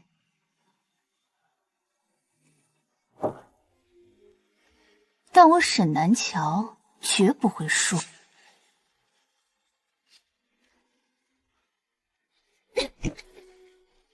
这沈南桥交接的都是些什么烂账？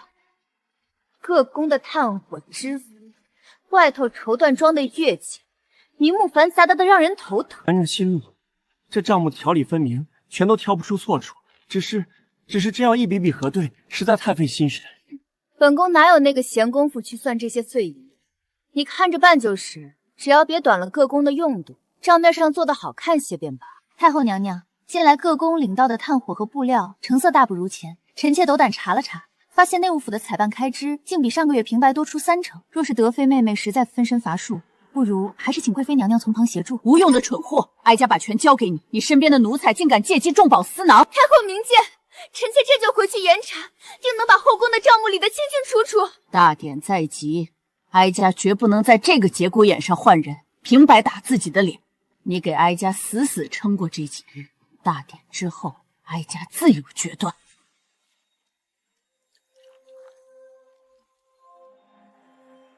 云掌柜，本宫与你定下的长期供货契约，价比内务府现行的采拜低了整整30%，你可还有赚头？娘娘愿意绕过内务府那些吸血的管事，直接提携民妇。锦绣阁便是博味多销，也绝不敢短了娘娘的规矩。布匹采办只是个彩头，本宫要你做的是本宫留在宫外的眼睛和耳朵。娘娘请吩咐。从今日起，京城乃至江南各地的米价、盐价、铁价，市井商贾间的一丝一毫风吹草动，本宫都要你事无巨细的递进宫来。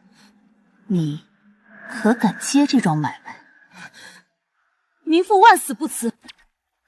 娘娘，前朝出事了，摄政王一党在朝堂上施压，非要父亲从国库全额拨银子来办这次的祭祖大典。顾渊这是在试探新户部的底线，周大人若应了，便是向他低头；若是不应，便是公然抗旨。那该如何是好？传话给你父亲，祭祖大典的花销，户部只出1半，剩下的1半，请奏皇上从皇家的私库里出。理由便是，祭祖乃皇家家事，皇上体恤民力，不忍过度虚耗国库。如此一来，既堵住顾渊的嘴，保住了户部的骨气，又全了皇上爱民如子的贤明。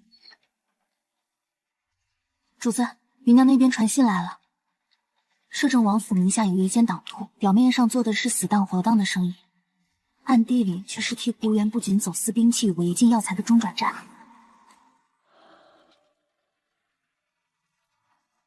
好一张催命符，不过现在还不是动他的时候。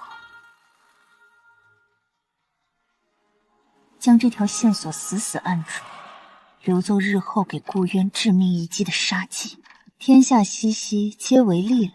这世间的命脉，说到底全在前2字上。皇上手里握着天下兵权，顾渊手里攥着北境司军，而我沈南桥要一步一步将这大燕的天下财权彻底收拢在掌心。主子，出变故了！太后担心明日出乱子，特特意加派了暗卫巡防。魏叔藏身的侧房离祭堂太近，随时有被搜查暴露的风险。那封魏明珠的亲笔信，奴婢已经装在锦盒里备好，绝不能冒这个险。立刻让小路子带路，连夜将魏叔转移到太庙最偏远的杂物库房去。那库房虽是巡视死角，但离正殿太远，明日要现身，怕是赶不及。算准时辰，只要人在局中，哪怕是爬，我也要他准时爬进祭堂。明日便是大典了，南乔，你可有什么想做的事？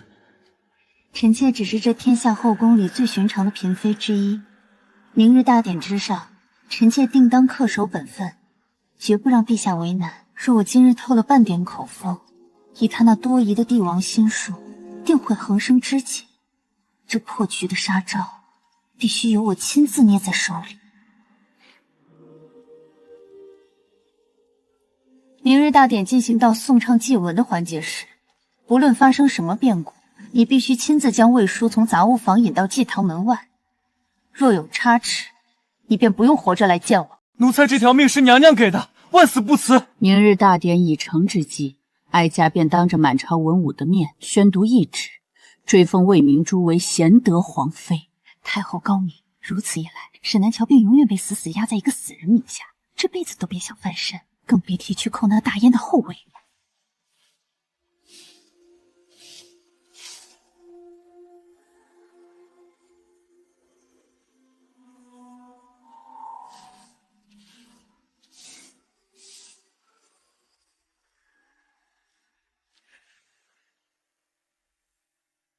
主子，太后这招太狠毒了，她这是要拿先皇后的名头彻底断了您的路。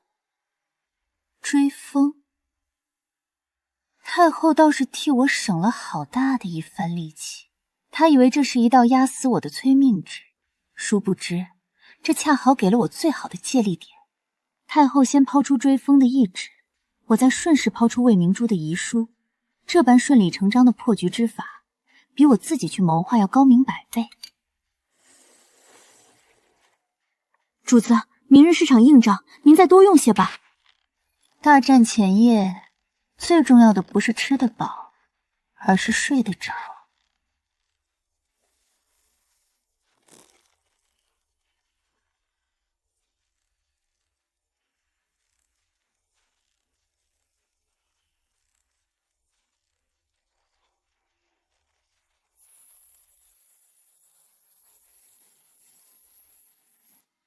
魏叔何时进殿，小路子何时传话，信件何时呈上，每一个时辰，每一个站位，都给我死死印在脑子里。奴婢明白。去吧。天亮后，这满城风雨便要见真章。王爷，明日太庙那边，咱们可要暗中推波助澜。不过是后宫女人争风吃醋的把戏，让他们去咬，咬得越狠越好。本王只负责在最后替他们收尸。明珠，你说过要朕向前看，朕答应你。明日过后，朕的心里便只装得下他一人了。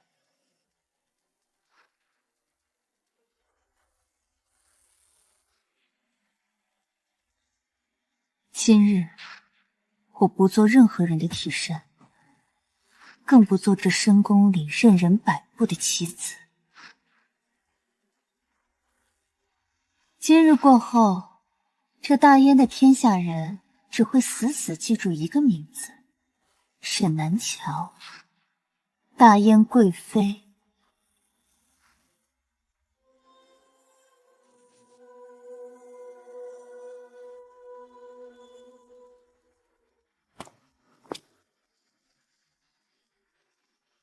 这个女人今日绝不会这般老实，可她这副滴水不漏的模样，究竟把杀招藏在了哪里？去，把眼睛放亮些，死死盯住她。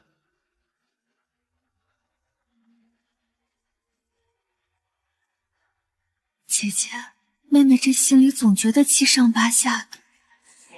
太后那边频频传召长侍太监，只怕是有什么大动作要冲着您来。无妨，无论发生什么雷霆之怒，你只管跟在我身后，我定保你无虞。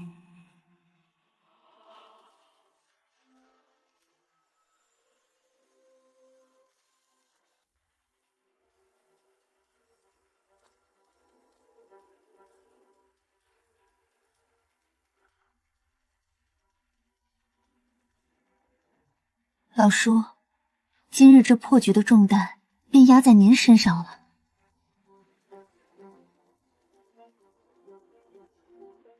魏小姐若在天有灵，定会感念您今日为她证明之恩。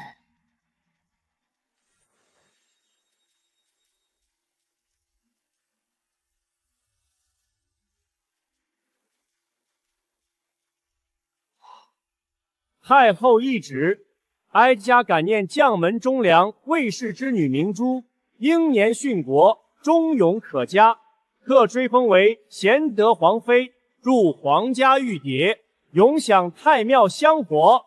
钦此。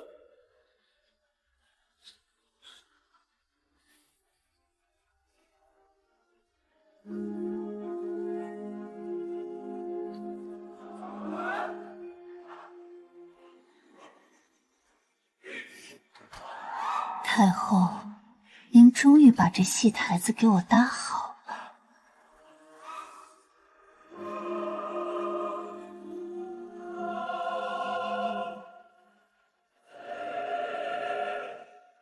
贤德皇妃虽已仙逝，但尊卑有别。从今往后，后宫诸妃当以贤德皇妃为典范，恪守本分，切莫仗着几分姿色，便生了不该有的妄念，乱了这皇家的规矩。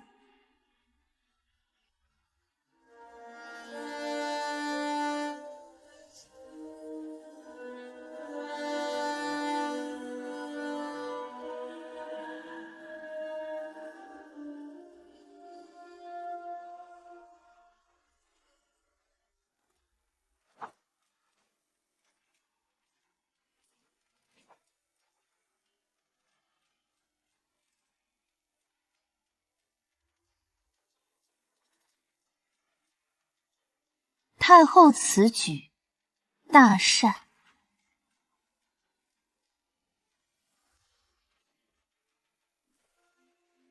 臣妾有一言，愿为贤德皇妃补序，不知太后与陛下可否容禀？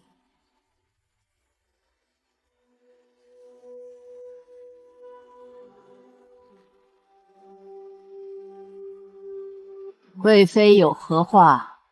但说无妨。臣妾入宫以来，常听闻魏明珠小姐的事迹。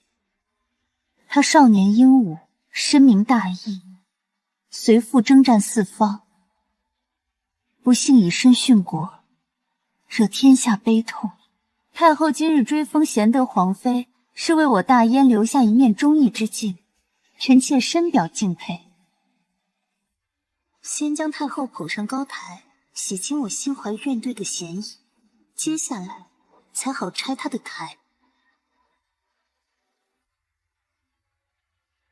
然而臣妾以为，仅凭贤德皇妃四字，恐不足以彰显魏小姐的铮铮傲骨。臣妾心中有一个疑问，困惑已久。魏小姐为何选择披甲从军？为何不像寻常女子那般安居内宅，相夫教子？究竟是什么样的信念，让她甘愿血洒疆场？臣妾不才，曾有幸拜读过魏小姐生前的读书手札。魏小姐在手札中写道：“吾虽为女子，亦有治国平天下之志。奈何世道不容，只能以剑代笔，以血代墨。”那本手札一直被朕私藏在御书房，只有上次赐书时，夹在里面被他翻阅过一次。他竟然在那时，便将明珠的话一字不落地记在了心里。臣妾查阅史料与民间遗文，得知魏小姐生前还有一个未了的心愿。她曾写过一封绝笔信，但因英年早逝，未能送出。今日大典，若能将这封绝笔信公之于众，不仅是对魏小姐英灵的莫大告慰，更可昭示后人何为大义风骨。放肆！什么绝笔信？哀家怎么从未听过？这丫头究竟在捣什么鬼？哀家的棋盘怎么好像被她掀翻了？回太后，此信并非宫中之物，乃是魏家旧仆誓死保存至今。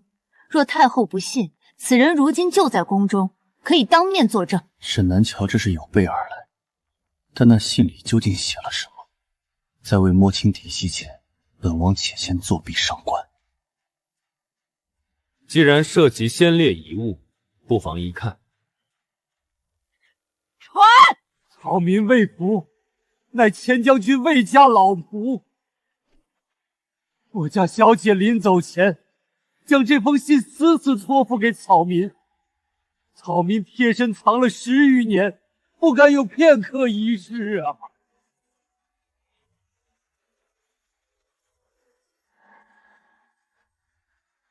萧逸、太后，还有这满朝文武，成败便在这一封信上。